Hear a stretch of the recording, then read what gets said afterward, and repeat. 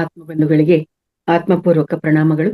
ಮೊದಲಿಗೆ ನಿಮ್ಮೆಲ್ಲರ ಪ್ರೀತಿಯ ಗುರುಗಳಾದಂತಹ ಬ್ರಹ್ಮರ್ಷಿ ಪಿತಾಮಹ ಶ್ರೀ ಸುಭಾಷ್ ಪತ್ರಿಜಿಯವರಿಗೆ ಮತ್ತು ಗುರುಮಾತೆ ಸ್ವರ್ಣಮಾಲ ಪತ್ರಿಯಮ್ಮನವರಿಗೆ ಅನಂತ ಆತ್ಮಪೂರ್ವಕ ಪ್ರಣಾಮಗಳನ್ನ ಅರ್ಪಿಸುತ್ತಾ ಈ ದಿನದ ಈ ಕಾರ್ಯಕ್ರಮವನ್ನ ಮುಂದುವರಿಸೋಣ. ಮಾಸ್ಟರ್, ಮಹಾವತಾರ್ ಫೌಂಡೇಶನ್ ಇದೊಂದು ಅದ್ಭುತವಾದಂತ ವೇದಿಕೆ.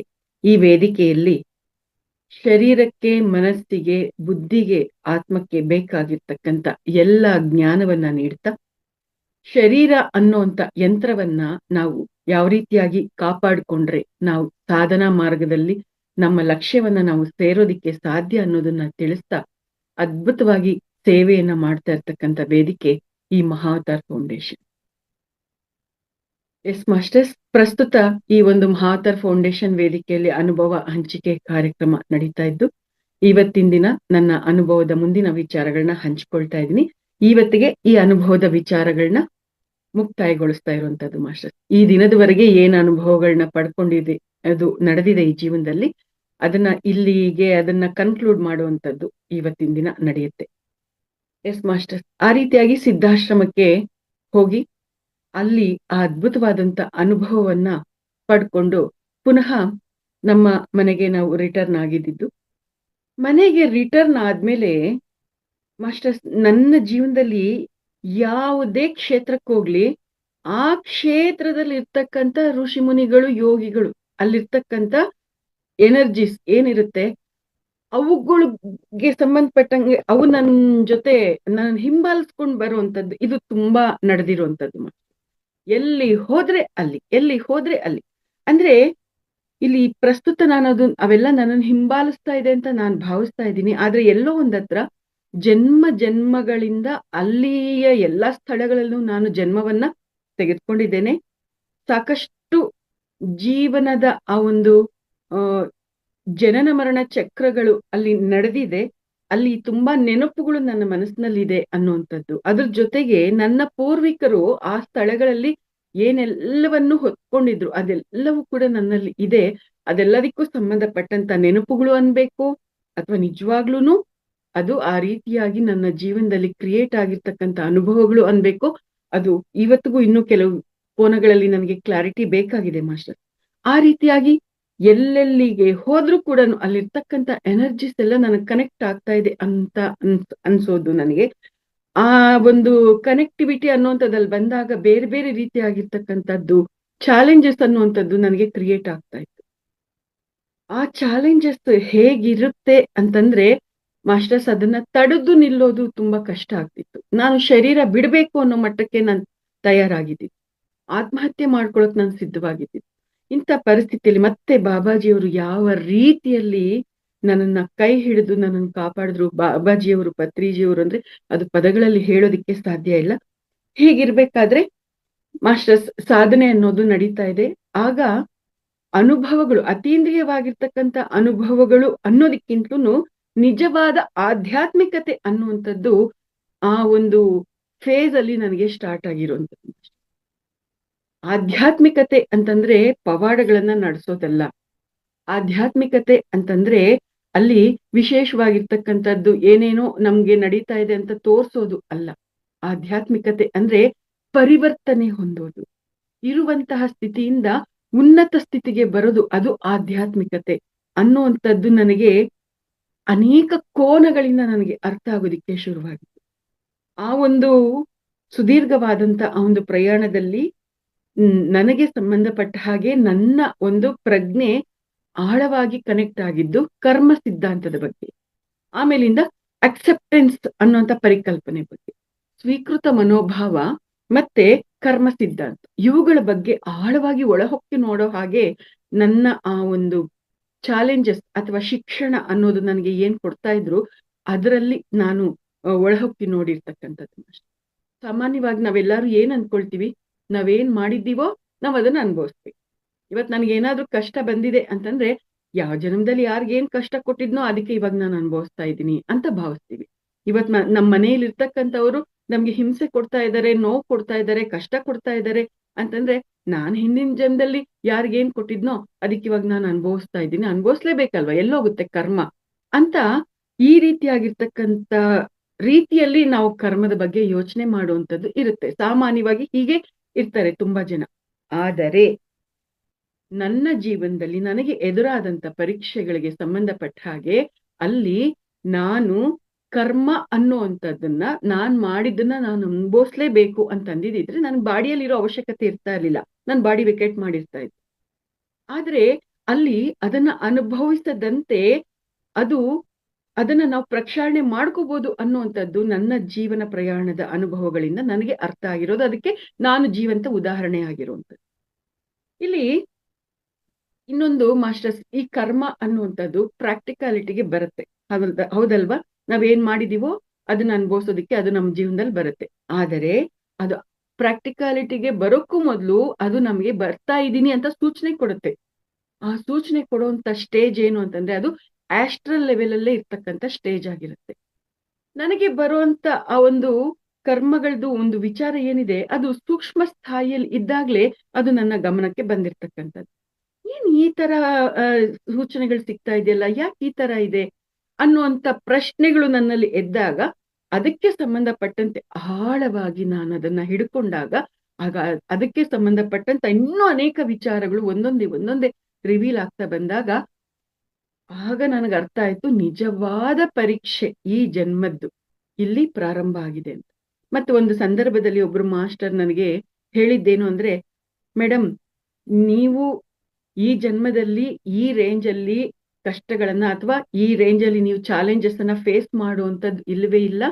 ನೀವು ಒಂದೇ ಸರ್ತಿ ತುಂಬಾ ಅದ್ಭುತವಾದ ಕೆಲಸವನ್ನ ಮಾಡ್ಬೇಕು ಅನ್ನುವಂಥದ್ದು ನಿಮ್ದಾಗಿರೋದು. ಆದ್ರೆ ಇದೇ ಜನ್ಮನೇ ಕೊನೆ ಜನ್ಮ ಆಗ್ಬೇಕು ಅಥವಾ ಈ ಜನ್ಮದಲ್ಲೇ ನೀವು ನಿಮ್ಮ ಅಲ್ಟಿಮೇಟ್ ಸ್ಥಿತಿಗೆ ಸೇರ್ಕೋಬೇಕು ಅಂತ ಅಂದಿರೋದಿಕ್ಕೆ ನಿಮ್ಮ ಪೂರ್ವಿಕರದ್ದು ಅಷ್ಟೇ ಅಲ್ಲದೆ ಈ ಜನ್ಮಕ್ಕೆ ನೀವು ಹೊತ್ಕೊಂಡ್ ಬಂದಿರೋದು ಅಷ್ಟೇ ಅಲ್ಲದೆ ನಿಮ್ಮ ಸಂಚಿತ ಕರ್ಮಗಳು ಬ್ಯಾಲೆನ್ಸ್ ಅನ್ನೋದು ಸ್ಟಾಕ್ ಅಕೌಂಟ್ ಅಲ್ಲಿ ಏನಿದೆ ಅಕೌಂಟ್ ಅಲ್ಲಿ ಇರೋದೆಲ್ಲ ಕೂಡ ರಿಲೀಸ್ ಆಗೋಗಿದೆ ಮೇಡಮ್. ಅದಕ್ಕೆ ನಿಮ್ಗೆ ಈ ರೇಂಜ್ ಅಲ್ಲಿ ಇರ್ತಕ್ಕಂಥ ಚಾಲೆಂಜಸ್ ಅಂತ ಅವರು ಕೂಡ ಅದನ್ನ ಹೇಳಿರ್ತಕ್ಕಂಥದ್ದು.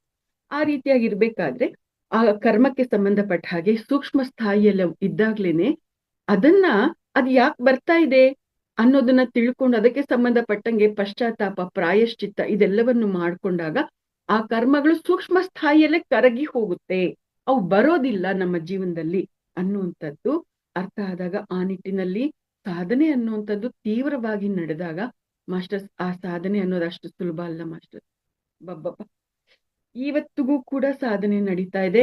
ಇವತ್ತಿಗೂ ಕೂಡ ಬಿದ್ದೋಗ್ತಾ ಇದ್ದೀನಿ. ಎಷ್ಟು ಸರ್ತಿ ಬಿದ್ದೋಗ್ತಾ ಇದ್ದೀನೋ, ಬೀಳ್ತಾ ಇದ್ದೀನಿ ಎಬ್ಬಿಸ್ತಾ ಇದ್ದಾರೆ, ಬೀಳ್ತಾ ಇದ್ದೀನಿ ಎಬ್ಬಿಸ್ತಾ ಇದ್ದಾರೆ, ಹೀಗೆ ನಡೀತಾ ಇದೆ ಮಾಸ್ಟರ್. ಸೊ ಈ ರೀತಿಯಾಗಿ ಆ ಒಂದು ಸಾಧನೆ ಅನ್ನುವಂಥದ್ದು ಮಾಡಿದರ ಫಲವಾಗಿ ಹೇಳಿದ್ನಲ್ಲ, ಬಾಬಾಜಿಯವರು ಈ ಪ್ರಾರಬ್ಧ ಕರ್ಮಗಳು ಈ ಜನ್ಮದಲ್ಲೇ ಅನುಭವಿಸ್ಬೇಕಾಗಿರ್ತಕ್ಕಂಥ ಕರ್ಮಗಳು ಏನಿತ್ತು ಸಾಕಷ್ಟು ಕರ್ಮಗಳನ್ನ ಅವರು ಭಸ್ಮ ಮಾಡಿ ಸ್ವಚ್ಛ ಮಾಡಿದ್ರು. ಬಾಬಾಜಿಯವರು ಪತ್ರಿಜಿಯವರಿನ ಮುಂದೆ ಉಳಿದಂತೆ ನಾನು ಇನ್ನೇನೆಲ್ಲ ರಿಯಲೈಸೇಷನ್ ಪಡ್ಕೊಂಡ್ರೆ ಇನ್ ಉಳಿದಿರ್ತಕ್ಕಂಥದ್ದೆಲ್ಲ ಬ್ಯಾಲೆನ್ಸ್ ಇಲ್ದಂಗ ಆಗುತ್ತೆ, ಎಲ್ಲ ಕ್ಲಿಯರ್ ಆಗುತ್ತೆ ಅನ್ನುವಂಥದ್ದು ಅದಕ್ಕೆ ಸಂಬಂಧಪಟ್ಟಂಗೆ ಆಳವಾಗಿರ್ತಕ್ಕಂಥ ಪೆಟ್ಟುಗಳನ್ನ ಕೊಡ್ತಾ ರಿಯಲೈಸೇಷನ್ ಅನ್ನ ಕೊಡುವಂತದ್ದು ಈಗಲೂ ಕೂಡ ಮಾಡ್ತಾ ಇರುವಂತದ್ದು.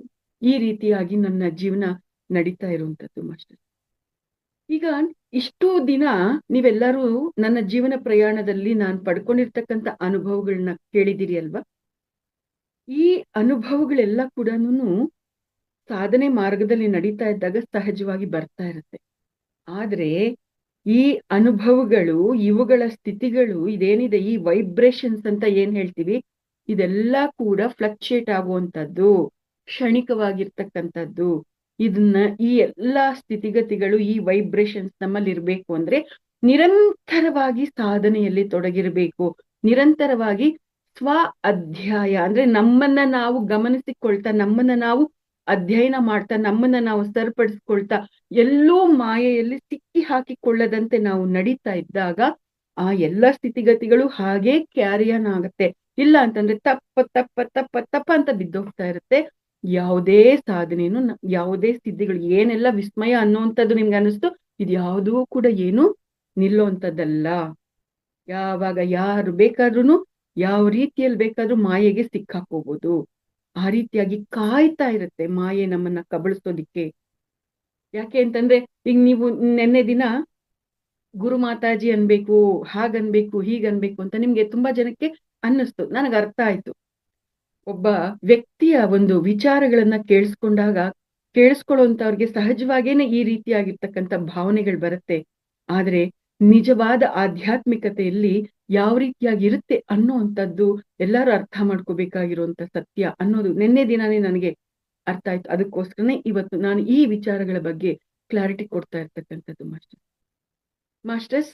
ನಾನಾಗ್ಲಿ ನೀವಾಗ್ಲಿ ಈ ಮಹಾವತಾರ್ ಫೌಂಡೇಶನ್ ವೇದಿಕೆಯಲ್ಲಿ ಕೆಲಸ ಮಾಡ್ತಾ ಇರ್ತಕ್ಕಂಥ ಪ್ರತಿಯೊಬ್ರು, ರಂಗನಾಥ್ ಅಣ್ಣನನ್ನ ಮೊದಲುಕೊಂಡು ನಾವೆಲ್ಲರೂ ಕೂಡ ಯಾರು ಕೂಡ ಸಾಮಾನ್ಯರು ಅಲ್ಲ. ನಾವೆಲ್ಲರೂ ಕೂಡ ತುಂಬಾ ಉನ್ನತವಾಗಿರ್ತಕ್ಕಂಥ ಲೋಕಗಳಿಂದ, ಡೈಮೆನ್ಷನ್ಸ್ ಇಂದ ನಾವೆಲ್ಲರೂ ಈ ಭೂಮಿಗೆ ಬಂದಿರ್ತಕ್ಕಂಥವ್ರು. ನಾವೆಲ್ಲರೂ ಕೂಡ ಎಕ್ಸ್ಟ್ರಾಡಿನರಿ ಆಗಿರ್ತಕ್ಕಂಥವ್ರೆ. ಸೂರನಾಗಾಂಬಿಕಾ ಒಬ್ಳೇ ಅಲ್ಲ, ಪತ್ರಿಜಿ ಒಬ್ರೇ ಅಲ್ಲ, ರಂಗನಾಥ್ ಅವ್ರೊಬ್ರೇ ಅಲ್ಲ, ಎಲ್ಲರೂ ಕೂಡ ವಿಶೇಷವಾಗಿರ್ತಕ್ಕಂಥವ್ರೇ ಆಗಿದ್ದೇವೆ. ಅಂತವ್ರಾಗಿರೋದ್ರಿಂದಾನೇ ಈ ಮಾರ್ಗಗಳಿಗೆ ನಾವು ಕನೆಕ್ಟ್ ಆಗಿರ್ತಕ್ಕಂಥದ್ದು, ಸಾಧನಾ ಮಾರ್ಗಕ್ಕೆ, ನಮ್ಮನ್ನ ನಾವು ಅರ್ಥ ಮಾಡ್ಕೊಳ್ಳುವಂತ ಮಾರ್ಗಕ್ಕೆ ಕನೆಕ್ಟ್ ಆಗಿರ್ತಕ್ಕಂಥದ್ದು. ನಾವು ಈ ಭೂಮಿಗೆ ಬರ್ಬೇಕಾದ್ರೆ ನಮ್ಗೆಲ್ಲರಿಗೂ ಕೂಡ ಗೊತ್ತಿದೆ, ನಾನು ಈ ಭೂಮಿಗೆ ಹೋದ್ರೆ ನಾನು ಇವತ್ತು ಯಾವ ಉನ್ನತವಾಗಿರ್ತಕ್ಕಂಥ ಸ್ಥಿತಿಯಲ್ಲಿ ಇದ್ದೀನಿ ಅದನ್ನ ನಾನು ಮರ್ತು ಹೋಗ್ತೀನಿ, ಇಂತಿಂತದೆಲ್ಲ ಚಾಲೆಂಜಸ್ ನಾನು ಫೇಸ್ ಮಾಡ್ಬೇಕಾಗತ್ತೆ, ಇಂತಿಂತ ಕಳಪೆ ಆಗಿರ್ತಕ್ಕಂಥ ಅಂದ್ರೆ ತುಂಬಾ ಲೋಯರ್ ಫ್ರೀಕ್ವೆನ್ಸಿಯಲ್ಲಿ ಇರ್ತಕ್ಕಂಥ ಜನ್ಮಗಳನ್ನ ನಾನು ತೆಗೆದುಕೊಳ್ಬೇಕಾಗತ್ತೆ ಅನ್ನೋದು ಎಲ್ಲರಿಗೂ ಕೂಡ ಗೊತ್ತಿದ್ರು ಕೂಡ ಚಾಲೆಂಜ್ ಅನ್ನ ತಗೊಂಡೇ ಭೂಮಿಗೆ ಬಂದಿದ್ದೀವಿ. ಈ ಒಂದು ಪ್ರಯಾಣದಲ್ಲಿ ಒಬ್ರು ಸ್ವಲ್ಪ ಮುಂಚಿತವಾಗಿ ತಮ್ಮನ್ನ ತಾವು ತಿಳ್ಕೊಳ್ಳುವಂತ ಪ್ರಯತ್ನಕ್ಕೆ ಹೆಜ್ಜೆ ಹಾಕಿರ್ಬೋದು, ಕೆಲವರು ಲೇಟ್ ಆಗಿ ಹೆಜ್ಜೆ ಹಾಕ್ತಾ ಇರ್ಬೋದು, ಅಷ್ಟೇ ವ್ಯತ್ಯಾಸ. ಆದ್ರೆ ಮಾಸ್ಟರ್ಸ್ ಯಾರು ಮೇಲಲ್ಲ, ಯಾರು ಕೀಳಲ್ಲ, ನಾವೆಲ್ಲರೂ ಒಂದೇ, ನಾವೆಲ್ಲರೂ ಒಂದೇ. ಇದು ಮಾಸ್ಟರ್ಸ್ ಈ ಒಂದು ಅವಗಾಹನೆ ನನಗೆ ಬಂದಾಗಿನಿಂದ ಯಾರು ಏನ್ ಮಾಡಿದ್ರು ಕೂಡ, ಯಾರು ಹೇಗ್ ನಡ್ಕೊಂಡ್ರು ಕೂಡ ಯಾವುದು ಕೂಡ ನನಗೆ ಅದ್ರ ಬಗ್ಗೆ ಕಾಮೆಂಟ್ ಮಾಡುವಂಥದ್ದು, ಕಂಪ್ಲೇಂಟ್ ಮಾಡುವಂಥದ್ದು ಮನ್ಸಿಗೆ ಬರಲ್ಲ. ಆದ್ರೆ ಅಲ್ಲಿ ಏನಾದ್ರೂ ಒಂದು ಘಟನೆ ನಡೆದಿದೆ ಅಂತಂದಾಗ, ಅಲ್ಲಿ ಏನಾದ್ರೂ ಒಂದು ಸಿಚುಯೇಷನ್ ಇದೆ ಅಂತಂದಾಗ ಖಂಡಿತವಾಗಿಯೂ ಅದ್ರ ಬಗ್ಗೆ ನಾನ್ ಮಾತಾಡ್ತೀನಿ ಮಾಸ್ಟರ್. ಏನಕ್ಕೆ ಮಾತಾಡ್ತೀನಿ ಅಂದ್ರೆ ಆ ಒಂದು ಘಟನೆ, ಆ ವ್ಯಕ್ತಿತ್ವ, ಆ ವ್ಯಕ್ತಿಯ ಆ ಒಂದು ಕೆಲಸ, ಅಲ್ಲಿರ್ತಕ್ಕಂಥ ವಾತಾವರಣ, ಅದ್ರ ಬಗ್ಗೆ ನಾನ್ ಮಾತಾಡಿ ಅದಕ್ಕೆ ಸಂಬಂಧಪಟ್ಟಂತೆ ಅದಕ್ಕೆ ಪೂರಕವಾಗಿರ್ತಕ್ಕಂಥ ವಿಚಾರಗಳು ಎಲ್ಲವನ್ನು ಕೂಡ ಮತ್ತೆ ನಾನು ಪುನರ್ಮನನ ಮಾಡಿಕೊಂಡು ಅಲ್ಲಿ ಸರಿ ಹೋಗ್ಬೇಕಾಗಿರುವಂತ ವಿಷಯಗಳು, ಅಪ್ಲಿಫ್ಟ್ ಆಗ್ಬೇಕಾಗಿರ್ತಕ್ಕಂಥ ವಿಷಯಗಳು, ಮಾಯೆ ಕೆಲಸ ಮಾಡ್ತಾ ಇರ್ತಕ್ಕಂಥ ರೀತಿ ನೀತಿ ವಿಧಾನ, ಎಚ್ಚೆತ್ಕೋಬೇಕಾಗಿರ್ತಕ್ಕಂಥ ಅಂಶಗಳು, ಈ ರೀತಿಯ ಅನೇಕ ವಿಚಾರಗಳ ಕಡೆ ಗಮನ ಕೊಟ್ಟು ಆ ಒಂದು ಘಟನೆ ಅಥವಾ ಆ ವ್ಯಕ್ತಿ ಅಥವಾ ಸಂದರ್ಭವನ್ನ ವಿಶ್ಲೇಷಣೆ ಮಾಡಿ ಅರ್ಥ ಮಾಡ್ಕೊಂಡು ಇನ್ನೊಂದ್ಸರ್ತಿ ಅದ್ಯಾವುದು ಕೂಡ ರಿಪೀಟ್ ಆಗ್ದಂಗೆ ಇರೋದಕ್ಕೆ ನಾನು ಹೆಂಗಿರ್ಬೇಕು, ನಾನು ಏನ್ ಎಚ್ಚರಿಕೆಗಳನ್ನ ತಗೋಬೇಕು, ಈ ರೀತಿ ಆಗಿರ್ತಕ್ಕಂಥದಕ್ಕೋಸ್ಕರ ಕೆಲವು ವಿಷಯಗಳಿಗೆ ಮಾತಾಡುವಂಥದ್ದು ಇರುತ್ತೆ. ಇಲ್ಲಿ ನಾವು ಬೇರೆಯವ್ರ ಬಗ್ಗೆ ಕಾಮೆಂಟು, ಕಂಪ್ಲೇಂಟು, ಜಡ್ಜ್ ಮಾಡ್ತಾ ಇದೀವಿ ಅಂತ ಅನ್ನೋದಿಕ್ಕೂ, ಅನಲೈಸ್ ಮಾಡ್ತಾ ನಾವು ರಿಯಲೈಸ್ ಆಗ್ತಾ ಇದೀವಿ ಅನ್ನೋದಿಕ್ಕೂ ಬಹಳ ವ್ಯತ್ಯಾಸ ಇರುತ್ತೆ. ಬೇರೆಯವ್ರ ಬಗ್ಗೆ ನಾವು ಮಾತಾಡ್ತಾ ಇದೀವಿ ಅಂತಂದಾಗ ಅಲ್ಲಿ ಕಾಮೆಂಟ್ ಮಾಡೋದೇ ನಮ್ಗೆ ಒಂದು ಆನಂದ, ಅಲ್ಲಿ ಜಡ್ಜ್ ಮಾಡೋದು ಅಥವಾ ಅವ್ರ ಬಗ್ಗೆ ಮಗದೊಂದು ಹೇಳ್ತಾ ಅವ್ರ ಬಗ್ಗೆ ಅಪಪ್ರಚಾರ ಮಾಡೋದು ಅಥವಾ ಇನ್ನೊಂದು ಮತ್ತೊಂದು ಮಾಡೋದೇ ನನಗಲ್ಲಿ ಆನಂದ, ಕಿಕ್ಕು. ಆ ರೀತಿಯಾಗಿರ್ತಕ್ಕಂಥ ಸ್ಥಿತಿಯಲ್ಲಿದ್ರೆ ನಾನು ಆಧ್ಯಾತ್ಮಿಕತೆಯ ಹೆಸರಿನಲ್ಲಿ ಮುಖವಾಡ ಹಾಕೊಂಡು ಅಥವಾ ನನ್ಗೆ ಅರ್ಥನೇ ಆಗದೆ ಇರ್ತಕ್ಕಂಥ ಸ್ಥಿತಿಯಲ್ಲಿ ನಾನು ಮಾಯೆಯಲ್ಲಿ ಬಿದ್ದೋಗಿದ್ದೀನಿ ಅಂತ ಅರ್ಥ. ಆದ್ರೆ ಒಂದು ಪರಿಸ್ಥಿತಿಯನ್ನ, ಒಂದು ಸಂದರ್ಭವನ್ನ, ಒಬ್ಬ ವ್ಯಕ್ತಿಯನ್ನ ನಾವು ವಿಶ್ಲೇಷಣೆ ಮಾಡಿ ಅಲ್ಲಿ ಮಾತಾಡ್ತಾ ಇದೀವಿ ಅಂತಂದಾಗ ಅದರ ಪೂರ್ವಾಪರ ವಿಚಾರಗಳನ್ನ ತಿಳ್ಕೊಂಡು ನಾನ್ ಹೇಗಿರ್ಬೇಕು, ಹೇಗೆ ಸರಿಪಡಿಸ್ಕೋಬೇಕು, ಇದಕ್ಕೆ ಸಂಬಂಧಪಟ್ಟಂಗೆ ನಮ್ಮ ಒಂದು ಫೋಕಸ್ ಇರುತ್ತೆ. ಇದಕ್ಕೂ ಅದಕ್ಕೂ ವ್ಯತ್ಯಾಸ ಇರುತ್ತೆ ಮಾಸ್ಟರ್ಸ್, ಗಮನಿಸ್ಕೊಳ್ಳೋಣ. ಸೊ ಈ ರೀತಿಯಾಗಿ ಆ ಒಂದು ಈ ಪ್ರಸ್ತುತ ಇಂತಹ ಒಂದು ಅವೇರ್ನೆಸ್ ಅಲ್ಲಿ ನಡೀತಾ ಇರ್ತಕ್ಕಂಥದ್ದು. ಮತ್ತೆ ಈ ಒಂದು ಪ್ರಯಾಣದಲ್ಲಿ ಇತ್ತೀಚೆಗೆ ಅಂದ್ರೆ ಹಿಂದಿನ ವರ್ಷ ಅಲ್ಲ, ಅದರ ಹಿಂದಿನ ವರ್ಷ ನಾನು ಆದಿ ಕೈಲಾಶ್ ಟ್ರಿಪ್ಗೆ ಹೋಗಿದ್ದಿದ್ದು ಮಾಸ್ಟರ್ಸ್. ಆದಿ ಕೈಲಾಶ್ ಯಾತ್ರೆಗೆ ಅಂತ ನಾನು ಹೋಗಿದ್ದಾಗ ಮಾಸ್ಟರ್ಸ್ ಅದೊಂದು ಅದ್ಭುತವಾಗಿರ್ತಕ್ಕಂಥ ಅನುಭವ. ಅಲ್ಲಿ ಪ್ರಯಾಣ ಹೊರಟಿದೀವಿ. ಬೇಸಿಕಲಿ ನನ್ನ ಶರೀರ ಅಂತ ಒಂದು ಪ್ರಯಾಣಗಳಿಗೆ ಹೊರಟಾಗ ತುಂಬಾ ಫಿಟ್ ಅಂಡ್ ಹೆಲ್ದಿ ಆಗಿ ತಯಾರಾಗ್ಬಿಡುತ್ತೆ. ಆದ್ರೆ ಆ ಆದಿ ಕೈಲಾಶ್ ಟ್ರಿಪ್ಗೆ ಹೋದಾಗ ಮಾತ್ರ ತುಂಬಾ ಅಂದ್ರೆ ತುಂಬಾ ನಾನು ಚಾಲೆಂಜ್ ಅನ್ನ ಫೇಸ್ ಮಾಡಿರುವಂತದ್ದು. ಆ ಒಂದು ಪ್ರದೇಶ ಆದಿ ಕೈಲಾಶ್ನ ಬುಡಕ್ಕೆ ನಾವು ಹೋಗುವಂತದ್ದು. ಆ ಬುಡದ ಒಂದು ಪ್ರದೇಶ, ಅಲ್ಲಿ ಆ ಒಂದು ಪ್ರದೇಶಕ್ಕೆ ಹೋಗ್ಬೇಕು ಅಂತಂದ್ರೆ ನಾವು ಕಾಲ್ನಡಿಗೆಯಲ್ಲಿ ಪ್ರಯಾಣವನ್ನ ಮಾಡಿದ್ದಂಥದ್ದು. ಕುದುರೆಗಳ ಮೇಲೆ ಕೂಡ ಪ್ರಯಾಣ ಮಾಡ್ಬೋದಾಗಿತ್ತು, ಆದ್ರೆ ನಾವು ಯಾರು ಕುದುರೆನ ಪ್ರಿಫರ್ ಮಾಡ್ಲಿಲ್ಲ, ನಾವು ಕಾಲ್ನಡಿಗೆಯಲ್ಲಿ ಹೊರಟಿದ್ದು. ಆದ್ರೆ ಆ ಕಾಲ್ನಡಿಗೆಯಲ್ಲಿ ಹೋಗ್ತಾ ಇರ್ಬೇಕಾದ್ರೆ ಅಲ್ಲಿ ತುಂಬಾ ಎತ್ತರವಾದ ಪ್ರದೇಶದಲ್ಲಿ ಅದಿದ್ದಾಗ ಅಲ್ಲಿ ಆಕ್ಸಿಜನ್ ಲೆವೆಲ್ ತುಂಬಾ ತುಂಬಾ ತುಂಬಾ ಕಡಿಮೆ ಇರ್ತಾ ಇತ್ತು. 10 ಹೆಜ್ಜೆ ಹಾಕುವಷ್ಟೊತ್ತಿಗೆ ಸುಸ್ತಾಗ್ಬಿಡ್ತಾ ಇತ್ತು. ಎನರ್ಜಿ ಲೆವೆಲ್ಸ್ ಕಂಪ್ಲೀಟ್ ಬಿದ್ದೋಗ್ತಾ ಇತ್ತು. ಅಂಥ ಒಂದು ಪರಿಸ್ಥಿತಿಯಲ್ಲಿ ನಾನಂತೂ ತುಂಬಾನೇ ಕಷ್ಟಪಟ್ಟಿದ್ದೀನಿ. ನನ್ ಜೊತೆ ತುಂಬಾ ಜನ ಅದೇ ರೀತಿ ಕಷ್ಟಪಟ್ಟಿದ್ದಾರೆ. ಆ ರೀತಿಯಾಗಿ ಒಂದು 10-15 ಹೆಜ್ಜೆ ಹಾಕೋದು, ಅಲ್ಲಲ್ಲೇ ಕೂತ್ಕೊಳ್ಳೋದು, 10-15 ಹೆಜ್ಜೆ ಹಾಕೋದು, ಅಲ್ಲಲ್ಲೇ ಕೂತ್ಕೊಳ್ಳೋದು, ಈ ರೀತಿಯಾಗಿ ಮಾಡ್ತಾ ಇದ್ದಾಗ ತುಂಬಾ ಅಂದ್ರೆ ತುಂಬಾ ಕಷ್ಟಪಟ್ಟಿದೀವಿ ಮಾಸ್ಟರ್. ಅಂತ ಒಂದು ಪರಿಸ್ಥಿತಿಯಲ್ಲಿ ಅಬ್ಬಬ್ಬಾ ಇನ್ನ ನಡೆಯೋದು ತುಂಬಾ ಕಷ್ಟ ಆಗೋಯ್ತಲ್ಲ ಅಂತ ಅನ್ಕೊಳ್ತಾ ಇದ್ದಾಗ, ಅದು ಬಾರ್ಡರ್ ಏರಿಯಾ, ಚೈನಾ ಮತ್ತೆ ಇಂಡಿಯಾದು ಬಾರ್ಡರ್ ಏರಿಯಾ. ಅಲ್ಲಿ ಆ ಒಂದು ಮಿಲಿಟರಿ ಕ್ಯಾಂಪ್ಗಳು ಇರುತ್ತೆ ಮಾಸ್ಟರ್. ನಾವು ಹೋಗ್ತಾ ಇದ್ದಂತ ಆ ಪ್ರದೇಶದಲ್ಲೂ ಕೂಡ ಒಂದು ಮಿಲಿಟರಿ ಕ್ಯಾಂಪ್ ಇತ್ತು. ಸೊ ಆ ಪ್ರದೇಶದಲ್ಲಿ ಆ ಮಿಲಿಟರಿ ಅವ್ರದ್ದು ಲಾರಿಗಳು ಓಡಾಡ್ತಾ ಇದ್ವು ಮಾಸ್ಟರ್. ನಾವೆಲ್ಲರೂ ಒಂದ್ ಸಂದರ್ಭದಲ್ಲಿ ಕೈ ಅಡ್ಡ ಇಡೋಣವಾ, ನಿಲ್ಲಿಸ್ತಾರೇನೋ ಅನ್ನೋ ಅಂತ ವಿಚಾರದಲ್ಲಿ ಕೈ ಅಡ್ಡ ಇಟ್ರೆ ಎಷ್ಟು ಪುಣ್ಯ ನಮ್ದು ಅಂದ್ರೆ ಆ ಮಿಲಿಟರಿ ಲಾರಿನ ನಿಲ್ಸ್ಬಿಟ್ರು ಮಾಸ್ಟರ್. ನಾವೆಲ್ಲರೂ ಹೋಗಿ ಹಿಂದ್ಗಡೆ ಹತ್ಕೊಂಡ್ವಿ. ಆದ್ರೆ ಆ ವೆಪನ್ಸ್ಗೆ ಸಂಬಂಧಪಟ್ಟಿರ್ತಕ್ಕಂಥ ಮೆಟೀರಿಯಲ್ಸ್ ಇದೆ ಅದ್ರಲ್ಲಿ. ಆದ್ರೂ ಕೂಡ ಅವ್ರಿಗೆ ಅದ್ ಎಷ್ಟು ಕ್ಲಾರಿಟಿ ಇತ್ತು ಏನೋ ಗೊತ್ತಿಲ್ಲ. ಯಾರನ್ನೂ ನಂಬಲ್ಲ ಮಿಲಿಟರಿ ಅವರು ಬೇಗ, ಪಬ್ಲಿಕ್ ನ ಕೂಡ ನಂಬೋದಿಲ್ಲ. ಸೊ ಆಗಿದ್ರು ಕೂಡ ಅವರು ಹತ್ತಿಸ್ಕೊಂಡ್ರು, ನಮ್ಮನ್ನ ಹತ್ತಿಸ್ಕೊಂಡು ನಾವು ಎಲ್ಲಿ ಹೋಗ್ಬೇಕಾಗಿತ್ತು ಆ ಒಂದು ದೇವಸ್ಥಾನದ ಆ ಒಂದು ಮುಂಭಾಗದಲ್ಲಿ ಇರ್ತಕ್ಕಂಥ ರಸ್ತೆಯಲ್ಲಿ ನಮ್ಮನ್ನ ಡ್ರಾಪ್ ಮಾಡಿದ್ರು ಮಾಸ್ಟರ್. ಆದ್ರೆ ಆನ್ ದ ವೇ ಆ ರೀತಿಯಾಗಿ ಹೋಗ್ತಾ ಇರ್ಬೇಕಾದ್ರೆ ಮಾಸ್ಟರ್ಸ್ ಎಷ್ಟು ಆನಂದವಾಗಿ ನಾವು ಹೋಗಿದೀವಿ ಅಂದ್ರೆ, ನಾವೆಲ್ಲ ಇಳಿದಿದ್ದಾದ್ಮೇಲೆ ಆ ಮಿಲಿಟರಿ ಅವ್ರನ್ನ ನಾವು ಬಿಡ್ಲಿಲ್ಲ ಮಾಸ್ಟರ್. ಅವ್ರನ್ನು ಕೆಳಕ್ ಇಳಿಸಿ ಫೋಟೋಗಳು ತಗೊಂಡು, ವಿಡಿಯೋಗಳು ತಗೊಂಡು, ಹಾಡುಗಳು ಹಾಕಿ, ಡ್ಯಾನ್ಸ್ ಮಾಡಿ ಅವ್ರ ಜೊತೆ ಫುಲ್ ಖುಷಿಯಾಗಿ ಅವರು ಅಷ್ಟೇ ಎಂಜಾಯ್ ಮಾಡಿದ್ರು ಮಾಸ್ಟರ್. ಆ ರೀತಿಯಾಗಿ ತುಂಬಾ ಅಂದ್ರೆ ತುಂಬಾ ಹ್ಯಾಪಿಯಾಗಿ ನಾವು ಆ ಒಂದು ಮಿಲಿಟರಿ ಲಾರಿಯಲ್ಲಿ ಜರ್ನಿ ಮಾಡಿ ನಾವು ಆ ದೇವಸ್ಥಾನದ ಹತ್ರಕ್ಕೆ ಹೋದ್ವಿ ಮಾಸ್ಟರ್. ಆದ್ರೆ ಆ ದೇವಸ್ಥಾನದ ಹತ್ರಕ್ಕೆ ಹೋಗ್ತಾ ಇದೀವಿ, ಆ ದೇವಸ್ಥಾನದ ಒಳಗಡೆ ಹೋಗೋದಿಕ್ಕೂ ಕೂಡ ತಾಕತ್ ಬೇಕಾಗ್ತಾ ಇತ್ತು ಮಾಸ್ಟರ್. ಯಾಕೆಂದ್ರೆ ಆ ದೇವಸ್ಥಾನದಿಂದ ಹೊರಹೊಮ್ತಾ ಇದ್ದಂತ ಆ ಎನರ್ಜಿ ವೇವ್ಸ್ ಇತ್ತಲ್ಲ, ಅದು ಹಿಂಗ್ ತಳ್ತಾ ಇದೆ ಮಾಸ್ಟರ್ ನಮ್ಮನ್ನು. ಅಷ್ಟು ಎನರ್ಜಿ ಇದೆ ಅಲ್ಲಿ. ಬೇರೆಯವ್ರು ಹೇಗನ್ನಿಸ್ತೋ ಗೊತ್ತಿಲ್ಲ, ನಾನ್ ಮಾತ್ರ ಅಷ್ಟು ಎನರ್ಜಿ ಫೀಲ್ ಆಗಿದ್ದೀನಿ. ಆ ಎನರ್ಜಿಯನ್ನ ತಡ್ಕೊಂಡು ಆ ಮೆಟ್ಲನ್ನ ಹತ್ಕೊಂಡು ಒಳಗಡೆ ಹೋಗೋ ಅಷ್ಟೊತ್ತಿಗೆ ಬೆವರು ಸುರಿದೋಗ್ತಾ ಇದೆ ಮಾಸ್ಟರ್ ನನ್ಗೆ. ಅಂತೂ ಇಂತೂ ಎಲ್ಲಾರು ಒಳಕ್ ಹೋದ್ವಿ. ಕೂತ್ಕೊಂಡ ತಕ್ಷಣ ಒಬ್ಬೊಬ್ರದ್ದು ತೋಪಡ ಹುಡುಗಯ್ಯ ಅಂತ ಹೇಳ್ತಾರೆ ನೋಡ್ರಿ, ಹಂಗೆ ಎಷ್ಟು ಆಳವಾಗಿರೋ ಧ್ಯಾನ ಸ್ಥಿತಿಗೆ ಹೋಗಿದೀವಿ ಅಂತಂದ್ರೆ ಬಾಯಲ್ಲಿ ಜೊಲ್ಲು ಸುರಿದ್ರು ಕೂಡ ಎಚ್ಚರ ಇಲ್ಲ ಮಾಸ್ಟರ್. ಅಷ್ಟು ಆಳವಾಗಿರ್ತಕ್ಕಂಥ ಸ್ಥಿತಿಗೆ ಹೋಗಿದೀವಿ. ಅಂಥ ಅನುಭವ ಮಾಸ್ಟರ್. ಆ ರೀತಿಯಾಗಿರ್ತಕ್ಕಂಥ ಅನುಭವನ ಅಲ್ಲಿ ಪಡ್ಕೊಂಡ್ವಿ. ಅಷ್ಟೊತ್ತಿಗಾಗ್ಲೇ ಧ್ಯಾನದಲ್ಲಿ ತುಂಬಾ ಸಮಯ ಅಲ್ಲಿ ಕಳೆದ್ಬಿಟ್ಟಿದ್ರಿಂದ ಮುಂದೆ ಅಲ್ಲಿಂದ ಮುಂದೆ ದೇವಸ್ಥಾನದ ಹತ್ರನೇ ಪಾರ್ವತಿ ಕುಂಡ್ ಅಂತ ಹೇಳ್ತಾರೆ, ಅದಿತ್ತು. ಆದ್ರೆ ಪಾರ್ವತಿ ಕುಂಡ್ ಒಳಗ್ ಹೋಗೋದಿಕ್ಕೂ ಅವಕಾಶ ಇಲ್ಲ, ಯಾಕಂದ್ರೆ ಸುತ್ತಲೂ ಅದು ಅಡ್ಡಗಟ್ಬಿಟ್ಟಿದ್ದಾರೆ, ಯಾರನ್ನೂ ಒಳಗಡೆ ಹೋಗೋದಿಕ್ಕೆ ಬಿಡೋದಿಲ್ಲ. ಮತ್ತೆ ಅಲ್ಲಿಂದ ಮುಂದಕ್ಕೆ ಗೌರಿ ಕುಂಡ್ ಹೋಗ್ಬೇಕು ಅಂತ ಇದ್ದಿದ್ದು ಪ್ಲಾನ್. ಹೊರಡೋ ಅಷ್ಟೊತ್ತಿಗೆ 11:30, 11:45 ಆಗ್ತಾ ಬಂದಿತ್ತು. ಗೈಡ್ ನಮ್ಗೆ ಹೇಳುದು, ಈ ಒಂದು ಪ್ರದೇಶದಲ್ಲಿ 12 ಗಂಟೆ ನಂತರ ವಾತಾವರಣಕ್ಕೆ ಗ್ಯಾರಂಟಿ ಇಲ್ಲ. ಸೊ ಇನ್ನ ನೀವು ಮುಂದಕ್ಕೆ ಪ್ರಯಾಣ ಮಾಡೋದ್ ಬೇಡ, ಕ್ಯಾಂಪ್ಗಳಿಗೆ ವಾಪಸ್ ಬಂದ್ಬಿಡ್ರಿ ಅಂತನ್ಬಿಟ್ಟು ಹೇಳುದು. ಆದ್ರೆ ನಮ್ ಪಿರಮಿಡ್ ಮಾಸ್ಟರ್ಸು ಅಷ್ಟು ಸುಲಭವಾಗಿ ಕಾಂಪ್ರಮೈಸ್ ಆಗ್ತಾರಾ? ಆಗಲ್ಲ. ನಮಗೂ ಮೊದ್ಲು ಬೇರೆ ಭಕ್ತಾದಿಗಳು, ಭಕ್ತ ಜನರು, ಅವರು ಬೇರೆ ಯಾರು ಅವ್ರು ಮುಂದಕ್ಕೆ ಅವರು ಗೌರಿ ಕುಂಡ್ ಕಡೆ ಹೋಗ್ತಾ ಇರೋದು ನಮ್ಮವ್ರು ನೋಡಿದ್ದಾರೆ. ಇವರು ನುಗ್ಬಿಟ್ಟಿದ್ದಾರೆ. ಗೈಡ್ ಮಾತು ಕೇಳಲಿಲ್ಲ, ಯಾರ ಮಾತು ಕೇಳಲಿಲ್ಲ, ನುಗ್ಬಿಟ್ಟಿದ್ದಾರೆ. ನಾನು ಅಯ್ಯೋ ಇನ್ನ ವಾಪಸ್ ಹೋಗ್ಬೇಕಲ್ಲ ಅಂತ ನಾನು ಎಲ್ಲಾರು ಹೋಗ್ತಾ ಇದ್ರು ಕೂಡ ಹೋಗಕ್ ಇಷ್ಟ ಇಲ್ಲದೆ ನನ್ನ ಪಾಡಿಗೆ ನಾನು ಒಬ್ಳೆ ಕೂತ್ಕೊಂಡು ನಿಧಾನವಾಗಿ ಹೋಗ್ತಾ ಇದ್ದೀನಿ ಅವ್ರ ಹಿಂದೆ.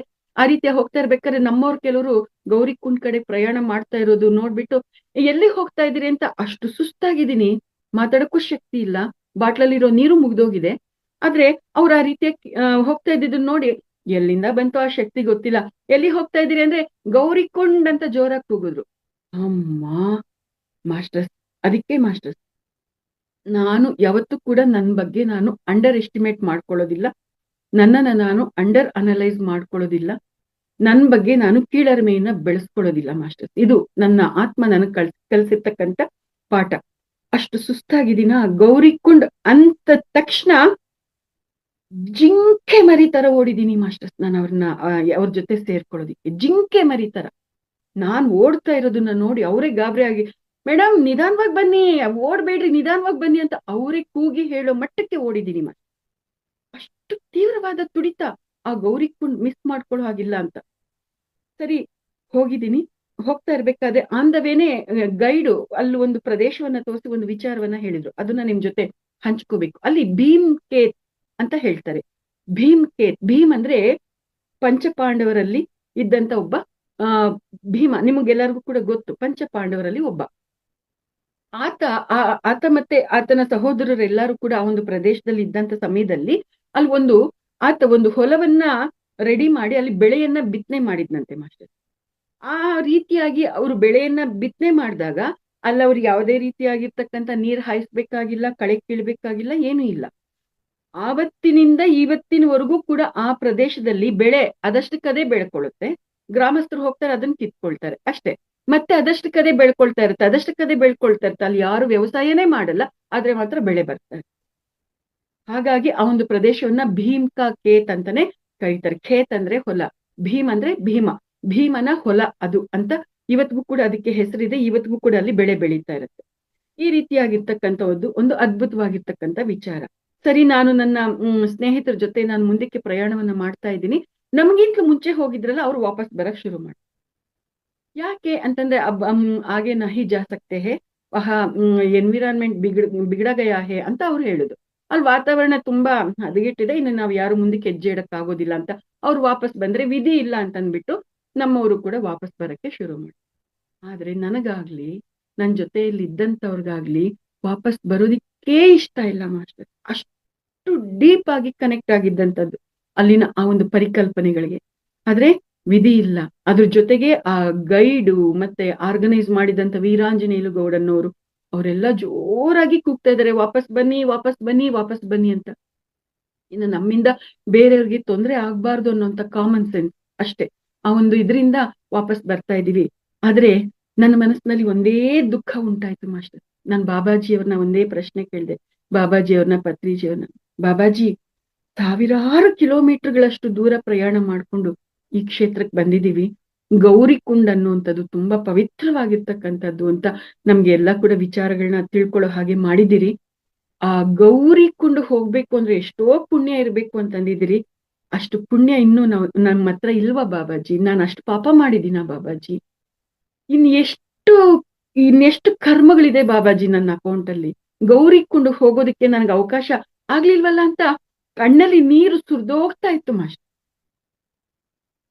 ಅಂತ ಸ್ಥಿತಿಯಲ್ಲಿ ಇರ್ಬೇಕಾದ್ರೆ ಅಂದ್ರೆ ನಾವು ಹೊರಟಂತ ಸಮಯ ಹಂಗೆ ಅಸ್ತವ್ಯಸ್ತವಾಗಿರ್ತಕ್ಕಂಥದ್ದು. ಆದ್ರೆ ಸಾಧಕರಿಗೆ ಯಾವುದು ಕೂಡ ದೊಡ್ಡದಲ್ಲ, ಬಾಬಾಜಿ ಅವ್ರಿಗೆ ಅದು ಯಾವುದು ಕೂಡ ದೊಡ್ಡದಲ್ಲ. ಆದ್ರೆ ಅದಕ್ಕೆ ಇನ್ನೂ ಸಮಯ ಕೂಡ ಬಂದಿಲ್ಲ ಅಂತಾನೆ ಇವತ್ತಿಗೂ ನಾನು ಭಾವಿಸ್ತಾ ಇದ್ದೀನಿ. ಆ ರೀತಿಯಾಗಿ ಕಣ್ಣಲ್ಲಿ ನೀರ್ ಹಾಕ್ತಾ ಇರ್ಬೇಕಾದ್ರೆ ಬಾಬಾಜಿಯವರು ಅವ್ರ ಪ್ರೀತಿನ ಯಾವ ರೀತಿಯಾಗಿ ವ್ಯಕ್ತಪಡಿಸಿದ್ರು ಗೊತ್ತಾ? ಊಹೆ ಮಾಡ್ಕೊಳಕ್ ಸಾಧ್ಯ ಇದೆಯಾ ಯಾರಿಗಾದ್ರೂ ಮಾಸ್ಟರ್ಸ್? ಮೊದಲಿಗೆ ಆ ಪ್ರೀತಿ ಯಾವ ರೀತಿಯಾಗಿ ಎಲ್ರಿಗೂ ಕೊಟ್ರು ಅನ್ನೋದನ್ನ ತಿಳ್ಸೋಕ್ಕೂ ಮೊದಲು ಅಲ್ಲಿನ ವಾತಾವರಣ ಹೇಳ್ತೀನಿ. ಅಲ್ಲಿ ಒಂದು ಮರ ಗಿಡ ಇಲ್ಲ ಮಾಸ್ಟರ್. ಗಿಡಗಳಿದೆ, ಇಷ್ಟಿಷ್ಟೇ ಇರುತ್ತೆ, ಇಷ್ಟೇ ಎತ್ತರವಾಗಿ ಬೆಳೆಯೋದಿಲ್ಲ. ಇನ್ನ ಇಷ್ಟಿಷ್ಟೇ ಗಿಡಗಳು, ಅಷ್ಟೇ ಗಿಡಗಳು. ಎತ್ತರವಾಗಿರ್ತಕ್ಕಂಥ ಮರಗಳಿಲ್ಲ, ಹೂಗಳಿಲ್ಲ, ಏನಿಲ್ಲ. ಬರೀ ಭೂಮಿ ಕಾಣಿಸ್ತಾ ಇರುತ್ತೆ ಅಷ್ಟೇ, ಬರೀ ಮಣ್ಣು ಕಾಣಿಸ್ತಾ ಇರುತ್ತೆ. ಇನ್ನೂ ಸ್ವಲ್ಪ ಸುಮಾರು ಕಿಲೋಮೀಟರ್ ದೂರ ಹೋದ್ರೆ ಮಂಜಿನಿಂದ ಕೂಡಿರ್ತಕ್ಕಂಥ ಕೈಲಾಸ ಪರ್ವತ ಕಾಣಿಸುತ್ತೆ. ಇಂಥ ವಾತಾವರಣ. ಹೀಗಿರ್ಬೇಕಾದ್ರೆ ನಾನು ತುಂಬಾ ಭಾರವಾದ ಮನಸ್ಸಿನಿಂದ, ಭಾರವಾದ ಹೃದಯದಿಂದ ಕಣ್ಣಲ್ಲಿ ನೀರ್ ಹಾಕ್ತಾ, ಒಂದು ಚೂರು ಉತ್ಸಾಹ ಇಲ್ಲದೆ ಹೆಜ್ಜೆಗಳನ್ನ ವಾಪಸ್ ಹಾಕ್ತಾ ಇದ್ರೆ ಮೇಲ್ಗಡೆಯಿಂದ ಏನೋ ಬೀಳ್ತಾ ಇದೆ ಮಾಸ್ಟರ್. ಏನೋ ಬಿದ್ದಾಗ ಏನಿದು ಹೀಗೆ ಉದುರ್ತಾ ಇದೆಯಲ್ಲ ಅಂತ ಅನ್ಕೊಳ್ತಾ ಇದ್ದೀನಿ. ಯಾಕೆ ಅಂತಂದ್ರೆ, ಅದು ಮೇಲ್ಗಡೆಯಿಂದ ಏನೋ ಬೀಳ್ತಾ ಇತ್ತಲ್ಲ, ಅದು ಹೂವಿನ ರೆಕ್ಕೆಗಳ ತರ ಬೀಳ್ತಾ ಇದ್ರಿಂದ ಇಲ್ಲೆಲ್ಲೂ ಮರ ಇಲ್ಲ, ಗಿಡ ಇಲ್ಲ, ಹೂಗಳು ಕಣ್ಣಿಗೆ ಕಾಣೋದಿಕ್ಕೆ ಎತ್ತರವಾಗಿ ಆತರ ಬೀಳೋದಿಕ್ಕೆ ಅವಕಾಶ ಇಲ್ಲ. ಇದೇನಿದು ಹೀಗ್ ಬೀಳ್ತಾ ಇದೆಯಲ್ಲ ಅಂತ ಅನ್ಕೊಂಡ್ರೆ ಮಾಸ್ಟರ್ಸ್, ಅದು ನನ್ನ ಕೈ ಮೇಲೆ, ನನ್ನ ಮುಖದ ಮೇಲೆ 1-2-3 ಬೀಳೋದಿಕ್ಕೆ ಶುರುವಾಯ್ತು. ನೋಡ್ತೀನಿ, ಅದೇನ್ ಗೊತ್ತಾ? ಹಿಮದ ಆ ಒಂದು ಹನಿಗಳು ಆ ರೀತಿಯಾಗಿ ಬೀಳ್ತಾ ಇದೆ. ಅಂದ್ರೆ ಬಾಬಾಜಿಯವರು ನನ್ನ ಜೊತೆ ಮಾತಾಡ್ತಾ ಇದ್ದಾರೆ ಪ್ರೀತಿಯಿಂದ ಅಂತ ಆ ಮೊಮೆಂಟ್ ಅಲ್ಲಿ ನನಗೆ ಅರ್ಥ ಆಗಿದ್ದು. ಬಾಬಾಜಿ, ಇದು ನಿಮ್ಮ ಪ್ರೀತಿಯನ್ನ ನನಗೆ ಈ ರೀತಿಯಾಗಿ ತೋರಿಸ್ತಾ ಇದ್ದೀರಾ, ನನ್ನ ಅಳ್ಬೇಡ ಅಂತ ಸಮಾಧಾನವನ್ನ ಈ ರೀತಿಯಾಗಿ ಮಾಡ್ತಾ ಇದ್ದೀರಾ ಅಂತ ಅನ್ಕೊಂಡಾಗ ಇನ್ನೊಂದಷ್ಟು ಹನಿಗಳು ಬಿತ್ತು ಮಾಸ್ಟರ್ ಮೇಲ್ಗಡೆಯಿಂದ. ಆ ಹನಿಗಳು ಅದು ಚಳಿ ಆಗುವಂಥದ್ದು, ಅಪಾಯ ಇರುವಂತದ್ದು ಅಲ್ವೇ ಅಲ್ಲ. ಅದು ನಮ್ ಜೊತೆ ಮಾತಾಡ್ತಾ ಇರ್ತಕ್ಕಂಥ ಭಾವನೆ ನಮ್ಗಲ್ಲಿ ಸ್ಪಷ್ಟವಾಗಿ ಅರ್ಥ ಆಗ್ತಾ ಇರುವಂತದ್ದು. ಆ ವೈಬ್ರೇಷನ್ಸ್ ಅನ್ನ ನಾವು ಫೀಲ್ ಆಗ್ತಾ ಇದ್ದಂಥದ್ದು. ಸೊ ಆ ರೀತಿಯಾಗಿ ತುಂಬಾ ಅಂದ್ರೆ ತುಂಬಾ ಆನಂದವಾಗಿ ಬಾಬಾಜಿ ನಿಮ್ಮ ಒಂದು ಪ್ರೀತಿ, ಕರುಣೆ, ವಾತ್ಸಲ್ಯ ಯಾವಾಗ್ಲೂ ನಮ್ ಜೊತೆ ಇದೆ. ನೀನ್ ಗೌರಿಕುಂಡಿಗೆ ಬರ್ಬೇಕು ಅಂತ ಯಾಕೆ ಅನ್ಕೊಳ್ತಾ ಇದೀಯ ಹುಚ್ಚಿ? ಅಲ್ಲಿಗ್ ಬಂದ್ರು ನಾನೇ, ಇಲ್ಲಿದ್ರು ನಾನೇ, ಎಲ್ಲಿದ್ರು ನಾನು, ಎಲ್ಲಾ ಕಡೆ ನಾನೇ ಇದ್ದೀನಿ. ಇಂಥ ದುಃಖ ಬೇಡ ನಿನಗೆ, ಹ್ಯಾಪಿ ಆಗಿರು, ಯಾವಾಗ್ಲೂ ನಾನ್ ನಿನ್ ಜೊತೆಲೇ ಇರ್ತೀನಿ ಅಂತ ಬಾಬಾಜಿಯವರು ನನಗೆ ಆ ರೀತಿಯಾಗಿ ಮಾತಾಡ್ತಾ ಇದ್ದಾರೆ ಅನ್ನುವಂಥದ್ದು ನನಗೆ ಭಾಸವಾಗಿದ್ದು ಮಾಸ್ಟರ್. ಅಂತ ಹ್ಯಾಪಿನೆಸ್ ಅಲ್ಲಿ ನನ್ಗೆ ಅಂತ ಹ್ಯಾಪಿನೆಸ್ ಸಿಕ್ತು. ಅದ್ರ ಜೊತೆಗೆ ನನ್ ಜೊತೆಲಿ ಇದ್ರಲ್ಲ ಅವರೆಲ್ಲರೂ ಇಳಿದ್ ಬರ್ತಾ ಇದ್ರಲ್ಲ, ಅವ್ರಿಗೂ ಕೂಡ ಆ ಹ್ಯಾಪಿನೆಸ್ ಅನ್ನ ಕೊಟ್ಟಿರ್ತಕ್ಕಂಥದ್ದು. ಯಾಕೆಂದ್ರೆ ಎಲ್ಲಾರು ಒಳ್ಳೆ ಸಾಧಕರು ಮಾಸ್ಟರ್. ನನ್ ಜೊತೆ ಆ ಒಂದು ಗೌರಿ ಕುಂಡ್ ಕಡೆಗೆ ಪ್ರಯಾಣ ಮಾಡಿದ್ದವರೆಲ್ಲರೂ ತುಂಬಾ ಒಳ್ಳೆ ಸಾಧಕರು. ಸೊ ಎಲ್ಲಾರು ಆಳವಾಗಿ ಪತ್ರಿಜಿಯವ್ರ ಜೊತೆ, ಬಾಬಾಜಿಯವ್ರ ಜೊತೆ ಕನೆಕ್ಟಿವಿಟಿಯನ್ನು ಹೊಂದಿದ್ದಂಥವ್ರು. ಹಾಗಾಗಿ ಅಂತ ಅನುಭೂತಿ ಅವ್ರಿಗೂ ಕೂಡ ಸಿಕ್ಕಿರ್ತಕ್ಕಂಥದ್ದು. ವಾಪಸ್ ಆಗ್ತಾ ಇರ್ಬೇಕಾದ್ರೆ ಅವ್ರಿಗೂ ಕೂಡ ಅಳು ಬರ್ತಾ ಇದ್ದಂಥದ್ದು. ಇಂಥ ಒಂದು ಸ್ಥಿತಿಯಲ್ಲಿ ಆ ಆನಂದವನ್ನ ಪಡ್ಕೊಳ್ತಾ ಅದೆಷ್ಟು ಎಂಜಾಯ್ ಮಾಡಿದೀವೋ ಮಾಸ್ಟರ್ಸ್ ಆ ಮೊಮೆಂಟ್ ಅನ್ನ ನಾವು. ಮತ್ತೆ ದುಃಖ ಅನ್ನೋದನ್ನ ತೆಗ್ದಾಕ್ಬಿಟ್ರು. ಆ ರೀತಿಯಾಗಿ ಹ್ಯಾಪಿಯಾಗಿ ಹೋಗ್ತಾ ಇದೀವಿ. ಹೋಗ್ತಾ ಇರ್ಬೇಕಾದ್ರೆ ಅಲ್ಲಿ ಪ್ರಕೃತಿ ನಮ್ಗೆ ಎಷ್ಟು ಅದ್ಭುತವಾಗಿ ಸ್ಪಂದಿಸ್ತಾ ಇದೆ ಅನ್ನೋದಕ್ಕೆ ಚಿಕ್ಕದಾಗಿ ಮಳೆ ಹನಿಗಳು ಬೀಳೋದಿಕ್ಕೆ ಶುರುವಾಯ್ತು. ಆ ಮಳೆ ಕೂಡ ಹಿತಕರವಾಗಿದೆ. ಎಷ್ಟು ಹಿತವಾಗಿದೆ ಅಂದ್ರೆ ಮಾಸ್ಟರ್ಸ್ ತುಂಬಾ ಎಂಜಾಯ್ ಮಾಡಿದೀವಿ ಮಾಸ್ಟರ್ಸ್ ನಾವೆಲ್ಲರೂ. ಆ ರೀತಿಯಾಗಿ ಹೋಗ್ತಾ ಇರ್ಬೇಕಾದ್ರೆ ಯಾರೋ ಒಬ್ಬ ಮಿಲಿಟರಿ ಮ್ಯಾನ್ ಕೈಯಲ್ಲಿ ಒಂದು ಪ್ಯಾಡ್ ಇಟ್ಕೊಂಡು ಒಂದಷ್ಟು ಪೇಪರ್ಸ್ ಇಟ್ಕೊಂಡು ವೆಪನ್ಸ್ ಇಟ್ಕೊಂಡು ನಮ್ ಕಡೆಗೆ ಬಂದ್ಬಿಟ್ಟ. ಆತ ಬಂದು ನೋಡ್ರಿ ಮಿಲಿಟರಿ ಅವರು ಅಲರ್ಟ್ ಆಗಿರ್ತಾರೆ ಅನ್ನೋದಿಕ್ಕೆ ನಾವ್ ಯಾರು, ಏನು, ಎಲ್ಲಿಂದ ಬಂದಿದ್ದೀವಿ, ಮತ್ತೆ ನಮ್ಮ ID ಇದೆಲ್ಲ ಕೂಡ ಎನ್ಕ್ವೈರಿ ಮಾಡ್ಕೊಂಡ, ಚೆಕ್ ಮಾಡ್ಕೊಂಡ ಮಾಸ್ಟರ್. ಆ ರೀತಿಯಾಗಿ ಎನ್ಕ್ವೈರಿ ಮಾಡ್ಕೊಂಡು ಮತ್ತೆ ಆತನನ್ನ ನಾವು ಗಮನಿಸಿದಾಗ ಎಲ್ಲೋ ಒಂದತ್ರ ನಾವೆಲ್ಲರೂ ಅಷ್ಟು ಹ್ಯಾಪಿಯಾಗಿ ಇದ್ದಿದ್ ನೋಡಿ ಆತ ತನ್ನ ಜೀವನದಲ್ಲಿ ಫ್ಯಾಮಿಲಿನ ಎಷ್ಟು ಮಿಸ್ ಮಾಡ್ಕೊಂಡಿದ್ದಾನೆ, ಎಷ್ಟು ಆ ಫ್ಯಾಮಿಲಿನ ನೆನೆಸ್ಕೊಳ್ತಾ ಇದ್ದಾನೆ ಅನ್ನೋದು ನಮ್ಗೆ ಅರ್ಥ ಆಗಿದ್ದು ಮಾಸ್ಟರ್ ಆ ಮೊಮೆಂಟ್ ಅಲ್ಲಿ. ಸೊ ಆ ಮಿಲಿಟರಿ ಮನುಷ್ಯ, ಆ ಸೈನಿಕ ನಮ್ಗಳೆಲ್ಲಾರ ಜೊತೆ ಫೋಟೋ ತಗೊಳ್ಳೋದು, ವಿಡಿಯೋ ತಗೊಳ್ಳೋದು, ಡ್ಯಾನ್ಸ್ ಮಾಡೋದು, ಇದೆಲ್ಲದ್ರಲ್ಲೂ ತುಂಬಾ ಹ್ಯಾಪಿಯಾಗಿ ಎಂಜಾಯ್ ಮಾಡ್ದ. ಆತನ ಆ ಒಂದು ವೈಬ್ರೇಷನ್ಸ್ ನಮ್ಗೆ ಅರ್ಥ ಆಗಿದ್ದು. ತನ್ನ ಕುಟುಂಬವನ್ನ ಮಿಸ್ ಮಾಡ್ಕೊಂಡಿರ್ತಕ್ಕಂಥದನ್ನ ನಮ್ಮಲ್ಲಿ ನೋಡಿ ಆತ ಫುಲ್ಫಿಲ್ ಮಾಡ್ಕೊಳ್ತಾ ಇದ್ದಾನೆ ಅನ್ನೋದು ಆ ಮೊಮೆಂಟ್ ಅಲ್ಲಿ ನಮ್ಗೆ ಅರ್ಥ ಆಗಿದ್ದು. ಆಗ ಹೃದಯದಲ್ಲಿ ಆ ಸೈನಿಕರ ಬಗ್ಗೆ ಅದೆಂತ ಕೃತಜ್ಞತೆ ಭಾವನೆ ಬಂತು ಅಂತಂದ್ರೆ ಮಾಸ್ಟರ್ಸ್, ನಾವು ಈ ಒಂದು ಜೀವನದಲ್ಲಿ ಇಷ್ಟು ನೆಮ್ಮದಿಯಾಗಿ ಆನಂದವಾಗಿದ್ದೀವಿ ಅಂತಂದ್ರೆ ಆ ಬಾರ್ಡರ್ ಅಲ್ಲಿ ನಮ್ಮ ದೇಶವನ್ನ ಕಾಯ್ತಾ ಇರ್ತಕ್ಕಂಥ ಸೈನಿಕರಿಂದ ಮಾಸ್ಟರ್. ಅಂದ್ರೆ ಭೌತಿಕ ಸ್ಥಿತಿಯಲ್ಲಿ, ಭೌತಿಕ ಮಟ್ಟದಲ್ಲಿ ಆ ರೀತಿಯಾಗಿ ಬೆಂಗಾವಲಾಗಿ ನಮ್ಮ ದೇಶವನ್ನ ಕಾಯ್ತಾ ಇರ್ತಕ್ಕಂಥ ಸೈನಿಕರಿಂದ ನಾವೆಲ್ಲರೂ ಭೌತಿಕ ಲೆವೆಲ್ ಅಲ್ಲಿ ನಾವು ಈ ರೀತಿಯಾಗಿ ಆನಂದವಾಗಿದ್ದೀವಿ. ಆದ್ರೆ ಆಧ್ಯಾತ್ಮಿಕವಾಗಿ ಅವ್ರಿಗೂ ನಮಗೂ ಎಲ್ಲಾ ಶಕ್ತಿಯನ್ನ ಕೊಡ್ತಾ ಇರ್ತಕ್ಕಂಥದ್ದು ಆ ಸುಪ್ರೀಂ ಎನರ್ಜಿಸ್, ಅದ್ರಲ್ಲಿ ಯಾವುದೇ ಸಂದೇಹ ಇಲ್ಲ. ಆದ್ರೆ ಆ ಸೋಲ್ಸ್ ಆ ಡಿಸೈನ್ ಅನ್ನ ಮಾಡ್ಕೊಂಡು ಎಷ್ಟು ಸರ್ವ ಸಮರ್ಪಣಾ ಭಾವದಿಂದ ಕೆಲಸ ಮಾಡ್ತಾ ಇದೆ ಆ ಪರಮಾತ್ಮ ಸ್ವರೂಪರು. ಆ ರೀತಿಯಾಗಿ ಆ ಸ್ಥಿತಿಯಲ್ಲಿ ಇಲ್ಲದೆ ಇದ್ದಿದ್ರೆ ನಾವೆಲ್ಲರೂ ಕೂಡ ಈ ರೀತಿಯಾಗಿ ಇಷ್ಟು ನೆಮ್ಮದಿಯಾಗಿರೋದಿಕ್ಕೆ ಆಗ್ತಾ ಇರ್ಲಿಲ್ಲ ಮಾಸ್ಟರ್ ಸದಾ ಕಾಲ. ಹಾಗಾಗಿನೇ ಜೈ ಜವಾನ್ ಜೈ ಕಿಸಾನ್ ಅನ್ನುವಂಥದ್ದನ್ನ ನಾನು ನನ್ನ ಮಕ್ಕಳಿಗೆ ಹೇಳ್ಕೊಡ್ತಾ ಇರ್ತೀನಿ ಮಾಸ್ಟರ್. ನಮ್ ಸ್ಕೂಲಲ್ಲಿ ಮಕ್ಕಳಿಗೆ ಆ ವಿಚಾರವನ್ನ ಹೇಳ್ಕೊಡ್ತೀನಿ. ಅವಕಾಶ ಸಿಕ್ಕಿದಾಗೆಲ್ಲ ಕೂಡ ನಾನು ಈ ವಿಷಯವನ್ನ ಎಲ್ಲರಿಗೂ ಕೂಡ ತಿಳಿಸ್ತಾ ಇರ್ತೀನಿ ಮಾಸ್ಟರ್. ಈ ರೀತಿಯಾಗಿರ್ತಕ್ಕಂಥ ಅನುಭವ. ಆ ಮಳೆ ಬರ್ತಾ ಇದ್ರೆ ಅದರಲ್ಲಿ ನೆನೀತಾ ಎಂಜಾಯ್ ಮಾಡ್ತಾ ಇದ್ರೆ ಇನ್ನ ಅಲ್ಲಿ ಗೈಡ್ಗಳಿಗೆ ಅರ್ಥ ಆಗೋಯ್ತು, ಇವತ್ ಬರುವಂತವ್ರಲ್ಲ ಈ ಗಿರಾಕಿಗಳು, ಇವ್ರನ್ನ ಹೋಗಿ ನಾವ್ ಎಳ್ಕೊಂಡೇ ಬರ್ಬೇಕು ಅಂತ ಅವ್ರಿಗೆ ಅನ್ಸಿ ಒಬ್ರಲ್ಲ ಇಬ್ರಲ್ಲ ಅಲ್ಲಿದ್ದಂತ ಮ್ಯಾಕ್ಸಿಮಮ್ ಗೈಡ್ಗಳೆಲ್ಲರೂ ಕೂಡ ಬಂದ್ಬಿಟ್ರು ಮಾಸ್ಟರ್ಸ್. ನಮ್ಮ ಗಾಡಿಗಳು 4 ವೀಲರ್ಸ್ ಏನಿತ್ತು ಆ ಟ್ರಕ್ಗಳು, ಆ ಒಂದು ಟ್ರ್ಯಾಕ್ಸ್ ಅಥವಾ ಟ್ರಕ್ ಜೀಪ್ ಏನನ್ಬೇಕು ಗೊತ್ತಿಲ್ಲ, ಜೀಪ್ ಅನ್ಸುತ್ತೆ. ಆ ಜೀಪ್ ಡ್ರೈವರ್ಗಳೆಲ್ಲರೂ ಕೂಡ ಬಂದ್ಬಿಟ್ರು. ದೀದಿ ಆವೋ ಮೇಡಮ್ ಜಿ ಆವೋ, ದೀದಿ ಆವೋ ಮೇಡಮ್ ಜಿ ಆವೋ ಅಂತ ಅಂದ್ಬಿಟ್ಟು ನಮ್ಮನ್ನ ಮುಂದಕ್ಕೆ ತಳ್ಕೊಂಡು ಕರ್ಕೊಂಡು ಹೋಗ್ಬಿಟ್ರು ಮಾಸ್ಟರ್. ಈ ರೀತಿಯಾಗಿರ್ತಕ್ಕಂಥ ಅನುಭವ ಆ ಆದಿ ಕೈಲಾಶಲ್ಲಿ ಸಿಕ್ಕಿರ್ತಕ್ಕಂಥದ್ದು ಮಾಸ್ಟರ್ಸ್. ಇದಾದ್ಮೇಲೆ ಅಲ್ಲಿಂದ ಮುಂದಕ್ಕೆ ಇನ್ನೊಂದು ಪ್ರದೇಶಕ್ಕೆ ಹೋದ್ವಿ. ಅಲ್ಲೆಲ್ಲ ನೋಡ್ತಾ ಇದೀವಿ ಮಾಸ್ಟರ್, ಎಷ್ಟು ಅದ್ಭುತವಾಗಿದೆ ಅಂತಂದ್ರೆ ಮಾಸ್ಟರ್ಸ್ ಅಲ್ಲಿ ಒಂದು ಭಜನಾ ಮಂದಿರ ಅಥವಾ ಧ್ಯಾನ ಮಂದಿರ ಅಂತ ಹೇಳ್ಬೇಕು, ಏನನ್ಬೇಕು ಗೊತ್ತಿಲ್ಲ. ಅಲ್ಲಿನ ಜನ ಭಕ್ತಿಯಲ್ಲಿ ಇರುವಂತವ್ರು ಅಲ್ಲಿ ಕೂತ್ಕೊಂಡು ಭಜನೆ ಮಾಡ್ತಾ ಇರ್ತಾರೆ. ನಮ್ಮವ್ರೆಲ್ರು ಕೂಡ ಅಲ್ಲಿ ಹೋದ್ವಿ. ನಾವೆಲ್ಲರೂ ಕೂಡ ಕೂತ್ಕೊಂಡು ಧ್ಯಾನ ಮಾಡಿದ್ದಾಯ್ತು. ಅಲ್ಲಿಂದ ಮತ್ತೆ ಅಲ್ಲಿ ನೋಡುವಂತದ್ದು ತುಂಬಾ ತುಂಬಾ ಸುಂದರವಾಗಿರ್ತಕ್ಕಂಥ ಪ್ರದೇಶ ಇದೆ. ಅಲ್ಲಿ ತುಂಬಾ ರಹಸ್ಯವಾಗಿರ್ತಕ್ಕಂಥ ಪ್ರದೇಶಗಳಿದೆ ಅಂತ ಗೈಡ್ ಹೇಳ್ತಾ ಇದ್ರು. ಇಲ್ಲಿಂದ ಹೋದ್ರೆ ನಾವು ಮಾನಸ ಸರೋವರಕ್ಕೆ ಹೋಗ್ತೀವಿ, ಇದು ಇಂಥ ರಹಸ್ಯ ದ್ವಾರ, ರಹಸ್ಯ ಮಾರ್ಗ ಅಂತೆಲ್ಲ ಕೂಡ ಹೇಳ್ತಾ ಇದ್ರು. ಸೊ ಅಲ್ಲಿ ಒಂದ್ ಸ್ವಲ್ಪ ಆ ಕಡೆ ಹೋಗಿ ಕೂತ್ಕೊಂಡು ಧ್ಯಾನ ಮಾಡೋಣ ಅಂತ ಅಂದ್ಬಿಟ್ಟು ಒಂದಷ್ಟು ಜನ ನಮ್ಮವ್ರು ಆಗ್ಲೇ ಹೋಗಿದ್ರು. ನಾನು ಕೂಡ ಮತ್ತೆ ಅಲ್ಲಿ ಹೋದೆ. ಸರಿ, ಅಲ್ಲಿಂದ ಇನ್ನೊಂದ್ ಚೂರ್ ಮುಂದಕ್ಕೆ ಹೋಗಿ ಅಲ್ಲಿ ಕೂತ್ಕೊಂಡಿದ್ದೀನಿ ಮಾಸ್ಟರ್. ಮತ್ತಿನ್ನೊಂದ್ ರೀತಿ ಪರೀಕ್ಷೆ ಶುರುವಾಯ್ತಲ್ಲಪ್ಪ ನನಗೆ. ಅದುವರೆಗೂ ಫುಲ್ ಎನರ್ಜೆಟಿಕ್ ಜಿಂಕೆ ಮರಿ ತರ ಇದ್ದಿದ್ದು ನನ್ನ ಶರೀರ ಅಂತ ಬಿದ್ದೋಗಿದೆ ಮಾಸ್ಟರ್ಸ್. ಎನರ್ಜಿ ಲೆವೆಲ್ಸ್ ಹೆಂಗ್ ಬಿದ್ದೋಗಿದೆ ಅಂದ್ರೆ ಕಂಪ್ಲೀಟ್ ಉಸಿರು ತಗೊಳಕ್ಕಾಗದೆ ಇರ್ತಕ್ಕಂಥ ಸ್ಥಿತಿಗೆ ನನ್ನ ಶರೀರ ಬಂದ್ಬಿಡ್ತು. ಉಸಿರು ತಗೋಬೇಕು ಅಂದ್ರೆ ಎದೆನೋ ಬಂದ್ಬಿಡ್ತಾ ಇದೆ ನನಗೆ. ಎಲ್ಲೋ ನನ್ಗೇನಾದ್ರು ಕೊನೆಗಾಲ ಬಂದ್ಬಿಟ್ಟಿದ್ಯೇನೋ ಅನ್ನೋ ತರ ಅನ್ನಿಸ್ಬಿಡ್ತು ಮಾಸ್ಟರ್ ನನಗೆ ಆ ಒಂದು ಸಮಯದಲ್ಲಿ. ತುಂಬಾ ಕಷ್ಟಪಟ್ಟು ಅಲ್ಲಿಂದ ಹೊರಗಡೆಗೆ ಬಂದಿದ್ದೀನಿ. ಆಮೇಲೆ ಎಲ್ಲರೂ ಊಟಕ್ಕೆ ಹೋಗಿದ್ದಾರೆ. ಬೇಗ ನಡೀರಿ ಊಟಕ್ಕೆ ಅಂತ ನನ್ನನ್ನು ಹೇಳ್ತಾ ಇದ್ದಾರೆ. ಅದನ್ನ ಬೆಳಿಗ್ಗೆಯಿಂದ ಏನೂ ತಿಂದಿರ್ಲಿಲ್ಲ. ಆವಾಗ ಅಲ್ಲಿ ಊಟ ರೆಡಿ ಮಾಡಿದ್ರು ಅದೇನೆ ನಮ್ಗೆ ಫುಡ್. ಅಲ್ಲಿ ನಾವು ಇನ್ನೊಂದು ಮಾಸ್ಟರ್ಸ್, ಆ ಪ್ರದೇಶಗಳಿಗೆ ಹೋದಾಗ ನಮ್ಮ ಹತ್ರ ಎಲ್ಲ ಇರುತ್ತೆ, ಏನು ದವಸ ಧಾನ್ಯ ಎಲ್ಲ ಇರುತ್ತೆ, ಅಡಿಗೆ ಮಾಡೋರು ಇರ್ತಾರೆ, ಎಲ್ಲ ಇರುತ್ತೆ. ಆದ್ರೆ ನಾವ್ ಅನ್ಕೊಂಡಂಗೆ ಅಡಿಗೆ ಮಾಡ್ಕೊಳಕ್ಕಾಗ್ಲಿ, ಅನ್ಕೊಂಡ್ ಸಮಯಕ್ಕೆ ಫುಡ್ ತಿನ್ನಕ್ಕಾಗ್ಲಿ ಅಲ್ಲಿ ಸಿಗುತ್ತೆ ಅಂತ ನಾವ್ ಎಕ್ಸ್ಪೆಕ್ಟ್ ಮಾಡಕ್ಕಾಗಲ್ಲ.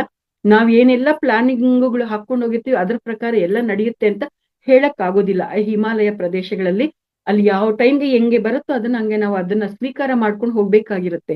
ಸೊ ಇದು ಆ ಒಂದು ಪ್ರದೇಶಕ್ಕೆ ಸಂಬಂಧಪಟ್ಟ ಹಾಗೆ ಇರ್ಬೇಕಾಗಿರ್ತಕ್ಕಂಥ ಬೇಸಿಕ್ ನಾಲೆಡ್ಜ್ ನಮ್ಗೆಲ್ಲಾರ್ಗುನು.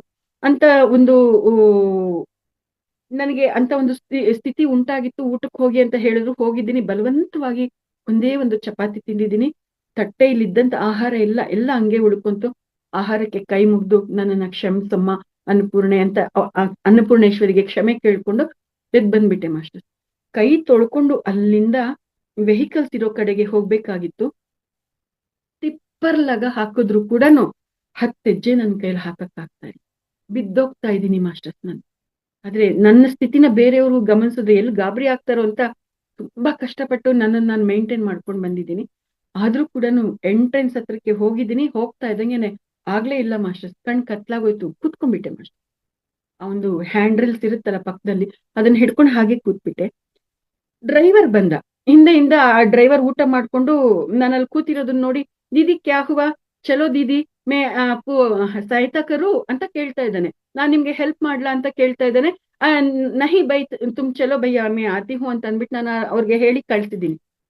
ಅಂತೂ ಇಂತೂ ಮತ್ತೆ ಎಲ್ಲಾರು ಬನ್ನಿ ಬನ್ನಿ ಬನ್ನಿ ಬನ್ನಿ ಬೇಗ ಬನ್ನಿ ಬೇಗ ಬನ್ನಿ ಅಂತ ಕೂಗ್ತಾ ಇದ್ರೆ ಮತ್ತೆ ಹಂಗು ಹಿಂಗು ಎದ್ದಿದ್ದೀನಿ ಮಾಸ್ಟರ್. ತುಂಬಾ ಕಷ್ಟಪಟ್ಟಿದ್ದೀನಿ, ತುಂಬಾ ಕಷ್ಟಪಟ್ಟಿದ್ದೀನಿ.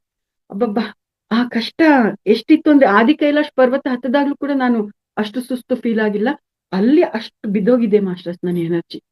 ಅಲ್ಲಿ ಹೋಗಿದ್ದೀನಿ. ಆದ್ರೆ ವೆಹಿಕಲ್ಸ್ ಹತ್ರಕ್ಕೆ ಹೋದ್ರೆ ಅಲ್ಲೊಂದು ಮಾವಿನ ಮರ ಇತ್ತು. ಅದ್ರ ಕೆಳಗಡೆ ನಮ್ಮವರು ಒಂದಷ್ಟು ಜನ ಕೂತಿದ್ರು, ಬೇರೆಯವರು ಕೂತಿದ್ರು. ಆ ವೆಹಿಕಲ್ಸ್ ಸ್ಟಾರ್ಟ್ ಮಾಡ್ಬೇಕು ಅಂತ ಹೋಗ್ತಾ ಇದ್ದಾರೆ, ವೆಹಿಕಲ್ಸ್ ಸ್ಟಾರ್ಟ್ ಆಗ್ತಾ ಇಲ್ಲ. ಇದೊಂದು ವಿಚಿತ್ರವಾಗಿರ್ತಕ್ಕಂಥ ಪರೀಕ್ಷೆ. ಅಲ್ಲಿ ಎಲ್ಲಾ ಡ್ರೈವರ್ಗಳು ಒಬ್ರಿಗೊಬ್ರು ಮಾತಾಡ್ಕೊಳ್ತಾ ಇದಾರೆ, ಅದೇನ್ ಪೆಟ್ರೋಲ್ ಚೆನ್ನಾಗಿಲ್ಲ ಅಂತ, ಮತ್ತೊಂದು ಏನೇನೋ ಕಾರಣಗಳು ಅವ್ರಿಗವ್ರೇ ಡಿಸ್ಕಸ್ ಮಾಡ್ಕೊತಾ ಇದ್ದಾರೆ.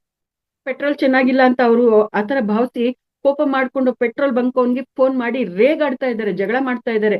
ಆ ಪೆಟ್ರೋಲ್ ಬಂಕ್ಗೆ ಸಜೆಸ್ಟ್ ಮಾಡಿರುವಂತ ಏಜೆಂಟ್ಗೆ ಹಿಡ್ಕೊಂಡು ಬೈದಾಡ್ತಾ ಇದ್ದಾರೆ.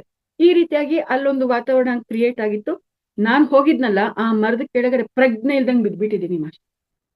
ಎಚ್ಚರನೇ ಇಲ್ಲ, ಬಿದ್ಬಿಟ್ಟಿದ್ದೀನಿ ನಾನು, ಮಲಗ್ಬಿಟ್ಟಿದ್ದೀನಿ ಅಷ್ಟೇ. ಆಮೇಲೆ ತುಂಬಾ ಅದ್ ಎಷ್ಟೊತ್ತಂಗಿದ್ದೀನೋ ಗೊತ್ತಿಲ್ಲ. ಆಮೇಲಿಂದ ಎಲ್ಲಾರು ವೆಹಿಕಲ್ ಅಲ್ಲಿ ಕೂತಿದ್ದಾರೆ, ನಾನು ಹಂಗೆ ಬಿದ್ದಿದ್ದೀನಿ. ಆಮೇಲಿಂದ ಹಾರನ್ ಮಾಡ್ತಾ ಇದ್ದಾರೆ, ಅವಾಗ್ಲೂ ಎಚ್ಚರ ಆಗಿಲ್ಲ. ಮತ್ತೆ ಯಾರೋ ಒಬ್ರು ಮೇಡಮ್ ಇಳ್ಬಿಟ್ಟು ಬಂದ್, ಮೇಡಮ್ ಯಾಕೆ ಇನ್ನು ಹಿಂಗೆ ಮಲಗಿದಿರಲ್ಲ, ಬನ್ರಿ ಹತ್ಕೊಳ್ರಿ ಅಂತ ಹೇಳಿದ್ರೆ ಅವಾಗ ಎಚ್ಚರ ಆಗಿ ನಿಧಾನವಾಗಿ ಹೋಗಿ ಹತ್ತಿ ಕೂತಿದ್ದೀನಿ ಮಾಸ್ಟರ್. ಹೀಗಾಯ್ತಾ. ಇಷ್ಟಾದ್ಮೇಲೆ ನಮ್ ವೆಹಿಕಲ್ಸ್ ಮುಂದಕ್ಕೆ ಹೋಗ್ತಾ ಇದೆ. ಹೆಂಗಿರುತ್ತೆ ಗೊತ್ತಾ ಮಾಸ್ಟರ್ಸ್ ಹಿಮಾಲಯದಲ್ಲಿ ಆ ರೋಡು. ಈ ಕಡೆ ಎತ್ತರವಾಗಿರ್ತಕ್ಕಂಥದ್ದು, ತುದಿ ಕಾಣಿಸೋದಿಲ್ಲ ನಮ್ಗೆ. ಆ ಪರ್ವತದ ತುದಿ ಕಾಣಿಸಲ್ಲ, ಅಷ್ಟು ಹೈಟ್ ಅಲ್ಲಿ ಇರುತ್ತೆ. ಕೆಳಗಡೆ ಬಗ್ಗು ನೋಡಿದ್ರೆ ತಳ ಕಾಣಿಸೋದಿಲ್ಲ, ಕಂದಕ ಅಷ್ಟು ಆಳವಾಗಿರುತ್ತೆ. ಒಂದಷ್ಟು ರೋಡ್ ಮಾತ್ರ ಇರುತ್ತೆ. ಆ ರೋಡಲ್ಲಿ ಲ್ಯಾಂಡ್ ಸ್ಲೈಡ್ ಆಗ್ತಾ ಇರುತ್ತೆ ಆ ಹಿಮಾಲಯದಲ್ಲಿ. ಆ ಪರ್ವತಗಳಿಂದ ಮಣ್ಣು ಕಲ್ಲುಗಳು ಎಲ್ಲ ಹಿಂಗ್ ಉದುರಿ ಕೆಳಕ್ಕೆ ಜಾರಿ ಜಾರಿ ಬರ್ತಾ ಇರುತ್ತೆ. ಆ ರೀತಿಯಾಗಿ ಹೋಗ್ತಾ ಇದೀವಿ. ಒಂದು ವೆಹಿಕಲ್ಲು ಹೋದ್ಮೇಲೆ ಇನ್ನೊಂದು ವೆಹಿಕಲ್ ಬರ್ಬೇಕು. ಆ ರೀತಿಯಾಗಿರ್ತಕ್ಕಂಥ ಕಿರ್ದಾಗಿರ್ತಕ್ಕಂಥ ಜಾಗ ಕೂಡ ಅಲ್ಲಿ ಕ್ರಿಯೇಟ್ ಆಗ್ಬಿಟ್ಟಿರುತ್ತೆ. ಆ ರೀತಿಯಾಗಿ ಹೋಗ್ತಾ ಇರ್ಬೇಕಾದ್ರೆ ಒಂದು ಪರೀಕ್ಷೆ ಎದುರಾಯ್ತು ಮಾಸ್ಟರ್. ಆ ಪ್ರಯಾಣ ಮಾಡ್ತಾ ಇರ್ಬೇಕಾದ್ರೆ ಆ ಡ್ರೈವರ್ ಒಂದತ್ರ ಗಾಡಿನ ನಿಲ್ಸ್ಬಿಟ್ಟು ಏನ್ ಹೇಳ್ತಾ ಇದ್ದಾನೆ ಗೊತ್ತಾ? ಆ ಇಡೀ ಪ್ರಯಾಣಕ್ಕೆ ಸಂಬಂಧಪಟ್ಟಂತ ಗೈಡ್ ನಮ್ಮ ಗಾಡಿಯಲ್ಲೇ ಕೂತ್ಕೊಳ್ತಾ ಇದ್ದಿದ್ದು. ಕಮಲ್ ಅಂತ ಆ ಹುಡುಗ, ಸಾಫ್ಟ್ವೇರ್ ಇಂಜಿನಿಯರ್ ಆದ್ರೂ ಕೂಡ ಅದೆಷ್ಟು ಡೌನ್ ಟು ಅರ್ತ್ ಅಂತೀರಿ ಅಂತ ಆ ಮಕ್ಕಳು. ಆ ಹುಡುಗರು ಇನ್ನು ಚಿಕ್ಕ ವಯಸ್ಸಾದ್ರೂ ಅದೆಷ್ಟು ಸಹನೆ, ಅದೆಷ್ಟು ಸಂಯಮ, ಅವ್ರ ಸಂಸ್ಕಾರಕ್ಕೆ ನಾನು ಹ್ಯಾಟ್ಸ್ ಅಪ್ ಹೇಳ್ತೀನಿ ಮಾಸ್ಟರ್ಸ್ ಇವತ್ತಿಗೂ ಕೂಡ. ಸೊ ಆ ಹುಡುಗ ಕೂತಿದ್ದಾನೆ. ಆ ಹುಡುಗ ಕೂತಿರ್ಬೇಕಾದ್ರೆ ಡ್ರೈವರ್ ಗಾಡಿನ ನಿಲ್ಸ್ಬಿಟ್ಟು ಏನ್ ಹೇಳ್ತದನ್ ಗೊತ್ತಾ?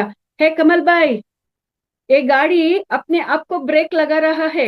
ಅಂದ್ರೆ ಕಮಲ್, ಈ ಗಾಡಿ ತನ್ನಷ್ಟಕ್ಕೆ ತಾನೇ ಬ್ರೇಕ್ ಹಾಕೊಳ್ತಾ ಇದೆ, ತನ್ನಷ್ಟಕ್ಕೆ ತಾನೇ ಆಫ್ ಮಾಡ್ಕೊಳ್ತಾ ಇದೆ, ತನ್ನಷ್ಟಕ್ಕೆ ತಾನೇ ಸ್ಪೀಡ್ ಪಿಕಪ್ ಮಾಡ್ಕೊಂಡು ತನ್ನಷ್ಟಕ್ಕೆ ತಾನೇ ಡ್ರೈವ್ ಮಾಡ್ಕೊಂಡು ಹೋಗ್ತಾ ಇದೆ. ನಾನ್ ಡ್ರೈವ್ ಮಾಡ್ತಾ ಇಲ್ಲ ಅಂತ ಹೇಳ್ತಾ ಇದ್ದಾನೆ ಡ್ರೈವರ್. ಆ ಮಾತ್ ಕೇಳಿ ಕಮಲ್ ಸ್ಟನ್ ಆಗ್ಬಿಟ್ಟ. ಆ ಮಾತ್ ಕೇಳಿದ ತಕ್ಷಣ ಆ ಡ್ರೈವರ್ ಗಾಡಿ ಆಫ್ ಮಾಡ್ಬಿಟ್ಟು ಕೈ ಕಟ್ಕೊಂಡು ಕೂತ್ಕೊಂಡ್ಬಿಟ್ಟ. ಯಾಕೆ ಅಂತಂದ್ರೆ ಅಯ್ಯಪ್ಪ ಏನು ಮಾಡ್ತಾ ಇಲ್ಲ ಅನ್ನೋದು ಆತನ ಫೀಲಿಂಗ್. ಅಂತ ಒಂದು ಪರಿಸ್ಥಿತಿಯಲ್ಲಿ ಯಾವಾಗ ಆತರ ಹೇಳಿದ್ನೋ, ಅಲ್ಲಿ ಗಾಡಿಯಲ್ಲಿ ಕೂತಿರೋರು ಎಲ್ರಿಗೂ ಕೂಡ ಅದು ಅಪಾಯ ಇದೆ, ಏನೋ ಇದು ವಿಶೇಷವಾಗಿರ್ತಕ್ಕಂಥ ಪರೀಕ್ಷೆ ಇಲ್ಲಿ ಉಂಟಾಗಿದೆ ಅನ್ನೋದು ನಾನು ಕೇಳಿಸ್ಕೊಂಡೆ ಮಾಸ್ಟರ್. ಅಷ್ಟೊತ್ತವರೆಗೂ ಸುಸ್ತು ಅಂತ ಬಿದ್ದಿದ್ನಲ್ಲ ನಾನು, ಟಕ್ ಅಂತ ಎದ್ಬಿಡ್ತು ಮಾಸ್ಟರ್ಸ್. ನನ್ನ ಒಳಗಡೆ ಇರ್ತಕ್ಕಂಥ ಒಂದು ಚೈತನ್ಯ ಇಮ್ಮಿಡಿಯೇಟ್ ಆಗಿ ಅದ್ ಹೆಂಗ್ ಎನರ್ಜೈಸ್ ಆಯ್ತು ಅಂತ ಇವತ್ತಿಗೂ ನನ್ಗೆ ಆಶ್ಚರ್ಯ ಆಗುತ್ತೆ. ಇಮ್ಮಿಡಿಯೇಟ್ ಆಗಿ ಎನರ್ಜೈಸ್ ಆಯ್ತು. ಎನರ್ಜೈಸ್ ಆದ್ಮೇಲೆ ನಾನು ಗಮನಿಸ್ತಾ ಇದ್ದೀನಿ ಮಾಸ್ಟರ್ಸ್, ಮತ್ತೆ ಆ ಹುಡುಗ ಸ್ಟಾರ್ಟ್ ಮಾಡ್ದ. ವೆಹಿಕಲ್ ಮೂವ್ ಆಗ್ತಾ ಇದೆ.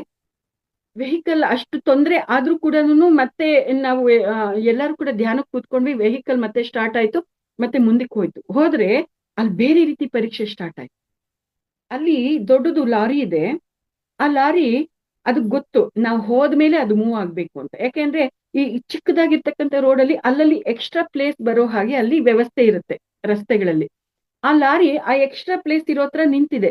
ನಾವು ಹೋದ್ಮೇಲೆ ಅದು ಅಲ್ಲಿ ಬರ್ಬೇಕು. ಆದ್ರೆ ಆ ಲಾರಿ ಡ್ರೈವರ್ ಏನಾಯ್ತು ಅಂತ ಗೊತ್ತಿಲ್ಲ, ಆ ಲಾರಿ ಡ್ರೈವರ್ ನೀಟಾಗಿ ತಂದೆ ಬಿಟ್ಟ ರೋಡ್ಗೆ. ಜಾಗ ಇಲ್ಲ, ಇದು ಹೋಗಕ್ಕೂ ಜಾಗ ಇಲ್ಲ, ಅದು ಹೋಗಕ್ಕೂ ಜಾಗ ಇಲ್ಲ. ಎಷ್ಟು ಸುಮಾರು ಹೊತ್ತು ಇದು ಆನಲ್ಲೇ ಇದೆ, ಲಾರಿನೂ ಆನಲ್ಲೇ ಇದೆ. ಆದ್ರೆ ಮಾತ್ರ ಇಬ್ರು ಡ್ರೈವರ್ಗಳು ಜುಮ್ಮಂತಲ್ಲಿ ಇಬ್ರು ಸೈಲೆಂಟ್ ಆಗಿದ್ದಾರೆ. ಆ ಲಾರಿಯಲ್ಲೂ ಜನ ಇದ್ದಾರೆ, ಅವರು ಸೈಲೆಂಟ್ ಆಗಿದ್ದಾರೆ.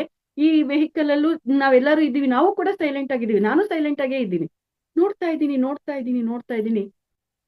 ಇದು ಜುಮ್ ಅಂತ ಇಲ್ಲ, ಯಾರು ಜುಮ್ ಅಂತ ಇಲ್ಲ. ಆವಾಗ ಸ್ವಲ್ಪ ನನಗೆ ಅವೇರ್ನೆಸ್ ಬಂತು ಮಾಸ್ಟರ್. ಈ ರೀತಿಯಾಗಿದ್ರೆ ಆಗಲ್ಲ ಅಂತ ಅನ್ಬಿಟ್ಟು ನಾನು ನಮ್ಮ ಡ್ರೈವರ್ ಹೇಳ್ದೆ, ನೀನೊಂದ್ ಸ್ವಲ್ಪ ಹಿಂದಕ್ಕೆ ಬಾಪ್ಪ, ಅವ್ರು ಮುಂದಕ್ಕೆ ಹೋಗ್ಲಿ ಅಂದ್ರೆ, ಮೇ ಪೀಚೆ ನಹಿ ಜಾವಂಗಿ ಅಂತ ಅನ್ಬಿಟ್ಟು ಹೇಳ್ತಾ ಇದ್ದೇನೆ. ನಾನ್ ಹಿಂದಕ್ಕೆ ಹೋಗೋದಿಲ್ಲ ಅಂತ ಜೋರ್ ಮಾಡ್ತಾ ಇದ್ದೇನೆ. ಆ ಹುಡುಗ ಮಾತಾಡಿದಾಗ ಆ ಹುಡುಗನ್ ವಾಯ್ಸ್ ನನಗೆ ಅರ್ಥ ಆಯ್ತು, ವೈಬ್ರೇಷನ್ಸ್ ಅರ್ಥ ಆಯ್ತು. Is not in his control. ಆ ಡ್ರೈವರು ತಾನು ತನ್ನ ಕಂಟ್ರೋಲ್ ಅಲ್ಲಿ ಇಲ್ಲ. Beyond the physical level energies ಇಲ್ಲಿ ನಮ್ಮನ್ನ ಅಟ್ಯಾಕ್ ಮಾಡ್ತಾ ಇದೆ. ಸಮಥಿಂಗ್ ಈಸ್ ಹ್ಯಾಪನಿಂಗ್ ಅನ್ನೋದು ನಮ್ಗೆ ಅರ್ಥ ಆಗಿದ್ದು ಮಾಸ್ಟರ್ಸ್. ನನ್ಗೆ ಅರ್ಥ ಆಗೋಯ್ತು ಇದೀ ತರನೇ ನಡೀತಾ ಇದೆ ಅನ್ನೋದು. ಸರಿ, ಇದು ಇನ್ನು ಆಗೋದಿಲ್ಲ, ಈ ಹುಡುಗನ ಈಗ ಮಾತಾಡ್ಸಕ್ಕಾಗಲ್ಲ, ಆ ಲಾರಿ ಡ್ರೈವರ್ನ ಮಾತಾಡೋಣ ಅಂತ ಅಂದ್ಬಿಟ್ಟು ಮಾಸ್ಟರ್ಸ್ ನಾನು ವೆಹಿಕಲ್ ಇಂದ ಇಳಿದ್ಬಿಟ್ಟೆ ಕೆಳಕ್ಕೆ ಇಳಿದು ಡ್ರೈವರ್ ಹತ್ರಕ್ಕೆ ಹೋದೆ. ನಾನು ಲಾರಿ ಡ್ರೈವರ್ ಹತ್ರ, ಭಯ್ಯ ಯಾಕೆ ಹಿಂಗೆ ಅಂತಂದ್ರೆ, ಏ ಬಡಾ ಗಾಡಿ ಹೇ ಮೇಡಮ್ ಜಿ, ಹಮ್ ಹಾಗೆ ಆಯಂಗೆ ಪೀಚೆ ನಹಿ ಜಾ ಸಕ್ತೆ ಹೇ ಹಮ್ ಅಂತ ಅಂದ್ಬಿಟ್ಟು ಆತ ಹೇಳ್ತಾ ಇದ್ದಾನೆ. ನನಗೆ ಅರ್ಥ ಆಯ್ತು ಆ ಡ್ರೈವರ್ ಕೂಡ ನಾರ್ಮಲ್ ಆಗಿಲ್ಲ. ಸೊ ನಾನು ಗಾಡಿ ಒಳಗಡೆ ಬಂದು ಕೂತ್ಕೊಂಡು ನಮ್ಮ ಗಾಡಿಯಲ್ಲಿ ಇದ್ದವ್ರಿಗೆ ಎಲ್ರಿಗೂ ಹೇಳ್ದೆ, ನೋಡ್ರಮ್ಮ, ಇಲ್ಲಿ ಬಿಯಾಂಡ್ ದ ಫಿಸಿಕಲ್ ಲೆವೆಲ್ ಬೇರೆ ಎನರ್ಜೀಸ್ ನಮ್ಮನ್ನೆಲ್ಲಾರನು ಕೂಡ ಸುತ್ತುವರ್ಕೊಂಡಿದ್ಯಮ್ಮ, ನಮ್ ಜೊತೆ ಆಟ ಆಡ್ತಾ ಇದಾವವು. ಇಲ್ಲಿ ನಮ್ಗೆ ಧ್ಯಾನ ಬಿಟ್ರೆ ಬೇರೆ ಇನ್ನೇನು ಆಧಾರ ಇಲ್ಲ. ಕೂತ್ಕೊಳ್ರಿ, ಧ್ಯಾನಕ್ಕೆ ಕರೀರಿ ನಮ್ಮ ಎಲ್ಲ ಗುರು ದೇವತೆಗಳು, ನಿಮ್ ಇಷ್ಟ ದೇವತೆಗಳು ಏನೇನಿದೆ ಅಲ್ಲಿ ಬೇರೆ ಬೇರೆಯವರು ಬೇರೆ ಬೇರೆ ಸ್ಥಿತಿಯಲ್ಲಿ ಇದ್ರಲ್ವಾ, ನಿಮ್ಗೆ ಇಷ್ಟ ಗುರು ದೇವತೆಗಳು, ನಿಮ್ಗೆ ಇಷ್ಟವಾಗಿರ್ತಕ್ಕಂಥ ದೇವತೆಗಳು ಯಾರ್ಯಾರಿದ್ದಾರೆ ಎಲ್ರನ್ನೂ ಕರೀರಿ, ಕೂತ್ಕೊಳ್ರಿ ಧ್ಯಾನಕ್ಕೆ, ಅದೊಂದೇ ಇವಾಗ ನಮ್ಮನ್ನ ನಡೆಸೋದು ಅಂತ ಹೇಳ್ದೆ ಮಾಸ್ಟರ್. ಕೂತ್ಕೊಂಡ್ಬಿಟ್ವಿ ಎಲ್ಲಾರು. ಕೂತ್ಕೊಂಡ್ಬಿಟ್ರೆ ಅಲ್ಲೊಬ್ರು ಮೇಡಮ್ ಹೇಳ್ತಾ ಇದಾರೆ. ಅವ್ರು ಏನ್ ಹೇಳ್ತಾ ಇದಾರೆ, ಆಲ್ರೆಡಿ ನಾನು ಅವರು ಎಲ್ಲಾರು ಗಾಡಿಯಲ್ಲಿ ಇದ್ರೂನು ಅಲ್ಲಿ ನನ್ನ ಒಂದು ಶರೀರ ಆಕೆಗೆ ಲಾರಿ ಹತ್ರ ಇರೋದು ಕಾಣಿಸ್ತಾ ಇದೆ. ನೀವ್ ಆಲ್ರೆಡಿ ಅಲ್ಲಿ ಹೋಗಿದ್ದೀರಲ್ವಾ, ಅವರು ಡ್ರೈವರು ಮೂವ್ ಆಗೋದಿಕ್ಕೆ ಆತ ಎಲ್ಲ ಪ್ರಿಪೇರ್ ಆಗಿದ್ದಾನಲ್ವಾ ಅಂತ ಆ ಮೇಡಮ್ ಬಡಬಡಾಯಿಸ್ತಾ ಇದಾರೆ. ಏನು ಒದರ್ತಾ ಇದ್ದಾರೆ, ಅದು ಏನು ನಿದ್ದೆಯಲ್ಲಿದ್ದಾಗ ಕನವರಿಸ್ತೀವಿ ಅಂತ ಹೇಳ್ತೀವಲ್ಲ, ಆ ರೀತಿಯಾಗಿ ಮೇಡಮ್ ಮಾತಾಡ್ತಾ ಇದ್ದಾರೆ. ಆಮೇಲೆ ಇಲ್ಲಿ ಈ ಡ್ರೈವರ್ ಕೂಡ ಸ್ವಲ್ಪ ಎಲ್ಲ ಚಲನೆ ಬರೋದಕ್ಕೆ ಪ್ರಾರಂಭ ಆಯ್ತು. ನನಗೆ ಒಂದು ದೃಶ್ಯ ಕಾಣಿಸ್ತು. ಬೆಳಕು, ಅಪಾರವಾಗಿರ್ತಕ್ಕಂಥ ಬೆಳಕು ಲಾರಿ ಮೇಲೆ ನಮ್ಮ ವೆಹಿಕಲ್ ಮೇಲೆ ಬಂದಂಗೆ ಅನ್ನಿಸ್ತು. ಆವಾಗ ನನ್ಗೆ ಅರ್ಥ ಆಯ್ತು, ಓ ಇನ್ನಿಲ್ಲೆಲ್ಲ ಸೆಟ್ ಆಗುತ್ತೆ, ಎಲ್ಲ ಸರಿ ಹೋಗುತ್ತೆ. ಸೊ ಆ ರೀತಿಯಾಗಿ ಅನ್ನಿಸ್ತಾ ಇದ್ದಂಗೆನೆ ಅಲ್ಲ ಮೇಡಮ್ ಕೂಡ ಬಡಬಡಿಸ್ತಾ ಇದ್ರು. ಸರಿ ಹೋಗ್ತಾ ಬಂತು. ನಾನ್ ಮತ್ತೆ ನಮ್ ಡ್ರೈವರ್ ಹೇಳ್ದೆ, ನೋಡಪ್ಪ ನಮ್ದು ಚಿಕ್ಕ ವೆಹಿಕಲ್, ಸೊ ನಾವ್ ಹಿಂದಕ್ಕೆ ಹೋಗೋದ್ರಿಂದ ಏನು ಅವಮಾನ ಇಲ್ಲ. ನೀನು ಎಕ್ಸಲೆಂಟ್ ಡ್ರೈವರ್ ಅನ್ನೋದು ಎಲ್ರಿಗೂ ಕೂಡ ಗೊತ್ತಿದೆ. ಹಿಂದಕ್ಕೆ ಹೋದ ತಕ್ಷಣ ನಿನ್ಗೆ ಏನು ಆತ್ಮಗೌರವಕ್ಕೆ ಕಡಿಮೆ ಇಲ್ಲ.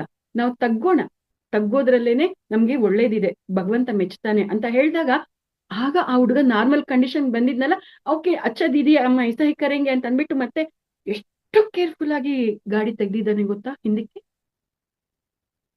ಕಂದಕಕ್ಕೂ ರೋಡ್ಗೂ ನಾವಿದ್ದಂತ ವೆಹಿಕಲ್ಗೂ ಕಂದಕಕ್ಕೂ ಇಷ್ಟೇ ಡಿಸ್ಟೆನ್ಸ್. ನಾನು ಅಷ್ಟು ಕೇರ್ಫುಲ್ ಆಗಿ ಗಮನಿಸ್ತಾ ಇದ್ದೀನಿ. ಅಷ್ಟೇ ಡಿಸ್ಟೆನ್ಸ್. ನಾವೆಲ್ಲರೂ ಗಾಡಿಯೆಲ್ಲ ಇದ್ದೀವಿ, ಅದು ಕೂಡ ಗಾಡಿ ಹಿಂದಕ್ಕೆ ಬಂದಿದೆ. ಆಮೇಲೆ ಲ್ಯಾಂಡ್ ಸ್ಲೈಡ್ ಆಗಿ ರಸ್ತೆ ತುಂಬಾ ಚಿಕ್ಕದಾಗಿ ಆಗೋಗಿತ್ತಲ್ಲ, ಆ ಲಾರಿ ಆ ಲ್ಯಾಂಡ್ ಸ್ಲೈಡ್ ಆಗಿ ಬಿದ್ದಂತ ಆ ಕಲ್ಲು ಮಣ್ಣುಗಳ ಮೇಲೇನೆ ಆ ಡ್ರೈವರ್ ಅದನ್ನ ಹತ್ತಿಸ್ಕೊಂಡು ಹೋಗ್ತಾ ಇದ್ದಾನೆ. ಒಂದು ಚೂರು ಬ್ಯಾಲೆನ್ಸ್ ತಪ್ಪಿದೆ ಅಂದ್ರೆ ಲಾರಿ ಹಿಂಗ್ ಮಗಚೋದು, ಅದು ನಮ್ ವೆಹಿಕಲ್ ಮೇಲೆ ಬೀಳೋದು, ಅದು ಇದು ಎರಡು ಕೂಡ ಕಂದಕಕ್ಕೆ ಬಿದ್ದಿದ್ರೆ ಪಾರ್ಟ್ಗಳು ಕೂಡ ಸಿಗ್ತಾ ಇರ್ಲಿಲ್ಲ. ಅಂತ ಚಾಲೆಂಜಿಂಗ್ ಆಗಿರ್ತಕ್ಕಂಥ ಪರಿಸ್ಥಿತಿ. ಆ ರೀತಿಯಾಗಿ ಆ ಒಂದು ವೆಹಿಕಲ್, ಆ ಲಾರಿ ಮುಂದಕ್ಕೆ ಹೋಯ್ತು. ಆಮೇಲೆ ಮತ್ತೆ ನಮ್ ವೆಹಿಕಲ್ ಮುಂದಕ್ಕೆ ಪ್ರಯಾಣ ಮಾಡ್ತು. ಆಮೇಲೆ ಇಂಥ ಅನುಭವ ಡ್ರೈವರ್ಗಾಗ್ಲಿ, ಕಮಲ್ ಅನ್ನೋಂತ ಗೈಡ್ ಇದ್ನಲ್ಲ ಆ ಹುಡುಗನಿಗೆ ಇದುವರೆಗೂ ಯಾವತ್ತೂ ಸಿಕ್ಕಿರ್ಲಿಲ್ವಂತೆ. ಕಮಲ್ ಹೇಳ್ದ ನಮ್ಗೆ, ದೀದಿ ಅಮ್ಮ ಇಸ್ತಾ ಎಕ್ಸ್ಪೀರಿಯನ್ಸ್ ಕಬಿ ನಹಿ ಹಮ್ಕೋ ಮಿಲಾತಾ, ಯೇ ಕ್ಯಾ ಹುವಾ ತಾ ದೀದಿ ಅಂತ ಕೇಳ್ದ. ನಾನ್ ಹೇಳ್ದೆ, ನೋಡಪ್ಪ ಏನೋ ಎಕ್ಸ್ಟರ್ನಲ್ ಎನರ್ಜೀಸು ನಮ್ಮನ್ನ ಅಟ್ಯಾಕ್ ಮಾಡಿ ಆಟ ಆಡಿಸ್ತಾ ಇದ್ದಿದ್ದು, ಬಟ್ ನಾವ್ ಯಾರು ಕೂಡ ಜಗ್ಗುವಂತವ್ರಲ್ಲ, ಹೆದರುವಂತವ್ರಲ್ಲ. ನಾವು ಏನ್ ಸತ್ಯವನ್ನ ನಂಬಿದೀವಿ ಆ ಒಂದು ಸತ್ಯದಲ್ಲಿ ನಾವಿದ್ವಿ. ಆ ಒಂದು ಸತ್ಯ ನಮ್ಗೆ ಸಹಾಯ ಮಾಡ್ತು, ನಮ್ಮ ಗುರುಗಳು ನಮ್ಗೆ ಸಹಾಯ ಮಾಡಿದ್ರು ಅಂತ ಅಂದ್ಬಿಟ್ಟು ಹೇಳಿದ್ದು. ಅಲ್ಲಿ ವೆಹಿಕಲ್ಸ್ ಮೇಲೆ ಯಾವ ಎನರ್ಜೀಸ್ ಏನಲ್ಲ ಅಟ್ಯಾಕ್ ಮಾಡಿದೆ, ಅದನ್ನ ಅಂತದ್ದೇ ಯಾವುದೋ ಒಂದು ಎನರ್ಜಿ ಆ ಒಂದು ಪ್ರದೇಶದಲ್ಲಿ ಇದ್ದಾಗ ನನ್ನ ಎನರ್ಜಿ ತಪ್ಪಂತ ಬಿದ್ದೋಯ್ತು ಅಂತ ಹೇಳಿದ್ನಲ್ಲ, ತುಂಬಾ ಸುಸ್ತಾಗೋಯ್ತು, ಸತ್ತೋಗ್ತೀನೇನೋ ಅನ್ನೋ ಭಾವನೆ ಬಂತು ಅಂತ ಹೇಳಿದ್ನಲ್ಲ, ಅಲ್ಲಿ ನನ್ನನ್ನ ಅದೇ ಎನರ್ಜಿ ಅಟ್ಯಾಕ್ ಮಾಡಿರುವಂತದ್ದು. ಅಲ್ಲಿಂದ ವೆಹಿಕಲ್ಸ್ ಅಲ್ಲಿ ಮೂವ್ ಹಾಕೊಂಡ್ ಬರ್ಬೇಕಾದ್ರೆ ಎಲ್ಲರ ಮೇಲೂ ಅದರದೇ ಪ್ರಭಾವ ಅಲ್ಲಿ ಇದ್ದಂತದ್ದು. ಕಣ್ಮುಚ್ಚಿ ಧ್ಯಾನ ಕೂತಿದ್ದಾಗ ಒಬ್ಬ ಶಿವನ ವಿಗ್ರಹ ಕಾಣಿಸ್ತಾ ಇದೆ, ಪಕ್ಕದಲ್ಲಿ ಒಬ್ಬ ಅಘೋರ ಕಾಣಿಸ್ತಾ ಇದ್ದಾರೆ. ಅಘೋರನ ಕಣ್ಣುಗಳು ಕೆಂಪಗಿದೆ ಮಾಸ್ಟರ್ಸ್. ಅಂದ್ರೆ ಅದ್ ಏನ್ ವ್ಯತ್ಯಾಸ ಆಗಿತ್ತು, ಏನು ಅದು ವಿಚಾರ ಅನ್ನೋದು ಇವತ್ತಿಗೂ ನನ್ಗೆ ಪೂರ್ತಿಯಾಗಿ ಅರ್ಥ ಆಗಿಲ್ಲ. ಆ ಅಘೋರ ಅನ್ನುವಂತ ಪರಮ ದಿವ್ಯ ಚೈತನ್ಯ ಇಷ್ಟೆಲ್ಲ ಆಟ ಆಡ್ತಿದೆ ನಮ್ಮನ್ನ, ನಮ್ಮ ಮೇಲೆ ಅಷ್ಟು ಕೋಪವಾಗಿದೆ ಅನ್ನೋದು ಅರ್ಥ ಆಗಿದ್ದು.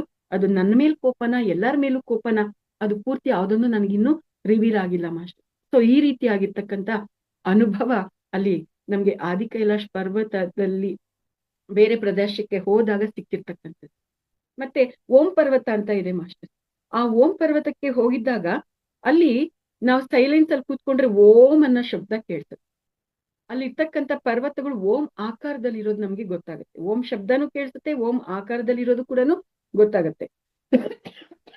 ಈ ರೀತಿಯಾಗಿರ್ಬೇಕಾದ್ರೆ ಮಾಸ್ಟರ್ಸ್ ಅಲ್ಲಿ ಅಭಿನವ್ ಗುರೂಜಿ ಅವರು ಕೂಡ ಇದ್ರು.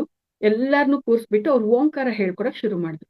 ಅಭಿನವ್ ಗುರೂಜಿ ಅವರು ಓಂಕಾರ ಹೇಳ್ತಾ ಇದ್ರೆ ಎಷ್ಟು ಸುದೀರ್ಘವಾಗಿ ಹೇಳ್ತಾ ಇದ್ದಾರೋ, ಆದ್ರೆ ಅವಾಗ ಅಲ್ಲಿ ಹೋದಾಗ ನನ್ನ ಬಾಡಿ ಕಂಡೀಷನ್ ಹೇಗಿತ್ತು ಅಂತಂದ್ರೆ, ಉಸಿರು ಓಂ ಓಂ ಅವರು ಒಂದ್ ಸರ್ತಿ ಓಂ ಹೇಳೋ ಅಷ್ಟೊತ್ತಿಗೆ ನಾನು 5 ಸರ್ತಿ ಹೇಳ್ಬೇಕಾಗಿತ್ತು. ಆ ತರ ಇತ್ತು ಮಾಸ್ಟರ್ಸ್ ನನ್ನ ಕಂಡೀಷನ್. ಆದ್ರೆ ನಂದು ಮತ್ತೆ ಎನರ್ಜಿ ಯಾವ ರೀತಿಯಾಗಿ ಪಿಕಪ್ ಆಯ್ತು ಅಂತಂದ್ರೆ, ಅವರು ಓಂ ಹೇಳ್ತಾ ಇದ್ರಲ್ಲ, ಅವ್ರು ಒಂದ್ ಸರ್ತಿ ಹೇಳೋ ಅಷ್ಟೊತ್ತಿಗೆ ನಾನು 5-6 ಸರ್ತಿ ಹೇಳೋಂಗಾಗಿತ್ತು ನನ್ನ ಪರಿಸ್ಥಿತಿ ಅಂತ ಹೇಳಿದ್ನಲ್ಲ. ಮತ್ತೆ ಅದನ್ನ ಹೇಳೋದಿಕ್ಕೆ ಪ್ರಾರಂಭ ಮಾಡಿದ್ಮೇಲೆ ಎನರ್ಜಿ ಪಿಕಪ್ ಆಯ್ತು ಮಾಸ್ಟರ್ಸ್ ನಂದು. ಎಷ್ಟು ಸುದೀರ್ಘವಾಗಿ ಓಂಕಾರ ಹೇಳ್ತಾ ಇದೆ ನನ್ನ ಚೈತನ್ಯ ಅಂದ್ರೆ, ಅವರು ಓಂಕಾರನ ಹೇಳಿ ನಿಲ್ಸಿ ಇನ್ನೊಂದ್ಸತಿ ಸ್ಟಾರ್ಟ್ ಮಾಡಿದ್ಮೇಲೂ ಕೂಡ ನಂದು ಓಂಕಾರ ಕಂಟಿನ್ಯೂ ಆಗ್ತಾ ಇತ್ತು ಮಾಸ್ಟರ್. ಅಷ್ಟು ಲಾಂಗ್ ಬ್ರೆತ್ ತಗೊಳ್ಳೋಂತ ಒಂದು ಶಕ್ತಿ ನನ್ಗಲ್ಲಿ ಜಾಗೃತ ಆಗಿತ್ತು ಮಾಸ್ಟರ್. ಹಾಗಾಗಿನೇ ಇಂಥ ಅನುಭವಗಳು ನನಗೆ ಸಿಕ್ಕಿದಾಗ ಬಿಯಾಂಡ್ ದ ಫಿಸಿಕಲ್ ಲೆವೆಲ್ ನಮ್ಮನ್ನೆಲ್ಲಾರನ್ನೂ ಕೂಡ ನಡೆಸ್ತಾ ಇರ್ತಕ್ಕಂಥ ಶಕ್ತಿ, ಪರಮ ದಿವ್ಯ ಚೈತನ್ಯ ಇದೆ. ನಾವು ಶರೀರದ ಬಗ್ಗೆ ಎಷ್ಟು ಇದು ಮಾಡಿದ್ರು ಕೂಡ ಆ ಚೈತನ್ಯ ನಮ್ಗೆ ಕರುಣೆ ತೋರಿಸದೇ ಇದ್ರೆ, ಈ ಶರೀರಕ್ಕೆ ನಾವು ಎಷ್ಟು ಇಂಪಾರ್ಟೆನ್ಸ್ ಕೊಟ್ರು ಕೂಡ ಇದು ಯಾವುದು ಕೂಡ ನಿಲ್ಲೋದಲ್ಲ.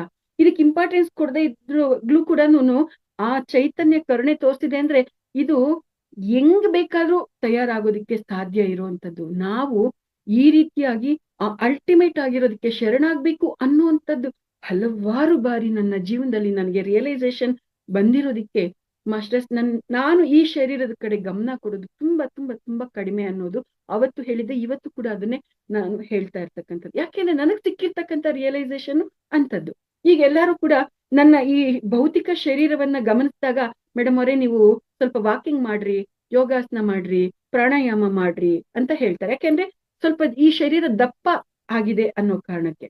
ದಪ್ಪ ಆಗಿದ್ದೀನಿ, ಇನ್ನು ಸ್ವಲ್ಪ ದಪ್ಪ ಆಗ್ತಾ ಇದ್ದೀನಿ, ಈ ತರದ್ ಒಬ್ಬೊಬ್ರಿಗೆ ಒಂದೊಂದ್ ತರ ಅನ್ನಿಸ್ತಾ ಇರುತ್ತೆ ನನ್ನನ್ನ ನೋಡಿದಾಗ.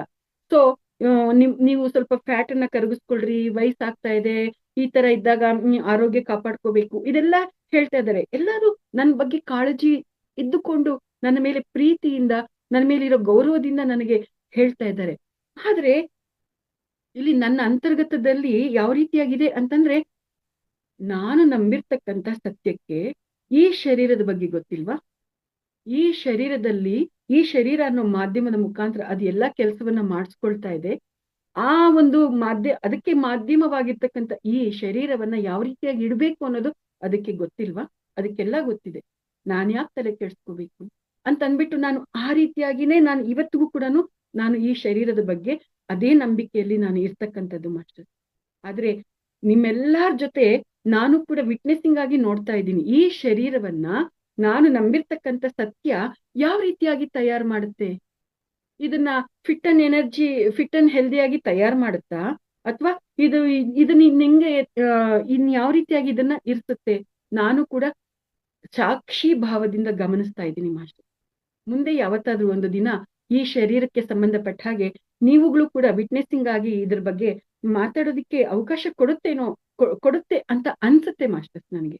ಯಾಕೆ ಅಂತಂದ್ರೆ ನಾನು ನಡೀತಾ ಇರ್ತಕ್ಕಂಥ ಮಾರ್ಗ ಅಂತದ್ದು, ನಾನು ಸರೆಂಡರ್ ಆಗಿರ್ತಕ್ಕಂಥ ವಿಧಾನ ಅಂತದ್ದು, ಆ ಒಂದು ನಾನು ನಂಬಿರ್ತಕ್ಕಂಥ ಪರಮ ಸತ್ಯ ನನ್ನನ್ನ ನಡೆಸ್ತಾ ಇರ್ತಕ್ಕಂಥ ರೀತಿ ನೀತಿ ಅಂತದ್ದು. Yes masters, let us witness. ಇವತ್ತು ಈ ಒಂದು ವೇದಿಕೆಯಲ್ಲಿ ನಿಮ್ಗೆಲ್ಲರಿಗೂ ಕೂಡ ಈ ಒಂದು ಈ ಭೌತಿಕ ಶರೀರದ ಆರೋಗ್ಯ ಸ್ಥಿತಿ ಗತಿ ಎಲ್ಲದ್ರ ಬಗ್ಗೆ ನಿಮ್ಗೆ ಇಷ್ಟು ಮುಕ್ತವಾಗಿ ನಾನು ಹಂಚ್ಕೊಂಡಿದ್ದೀನಿ. ಭವಿಷ್ಯದಲ್ಲಿ ಹೇಗಿರುತ್ತೆ ಅನ್ನೋದು ನೋಡಿ ಮಾಸ್ಟರ್ಸ್. ನಂಬಿರೋರ್ನ ಸತ್ಯ ಕಾಪಾಡಲ್ವಾ? ಅದ್ಭುತವಾಗಿ ತಯಾರು ಮಾಡುತ್ತಾ ಮಾಡೋದಿಲ್ವಾ? ಎಲ್ಲರೂ ವಿಟ್ನೆಸ್ ಮಾಡೋಣ ಮಾಸ್ಟರ್. ಎಸ್, ಇದು ಮಾಸ್ಟರ್. ಸೊ ಈ ರೀತಿಯಾಗಿರ್ತಕ್ಕಂಥ ಅನುಭವ ಸಿಕ್ಕಿರ್ತಕ್ಕಂಥದ್ದು.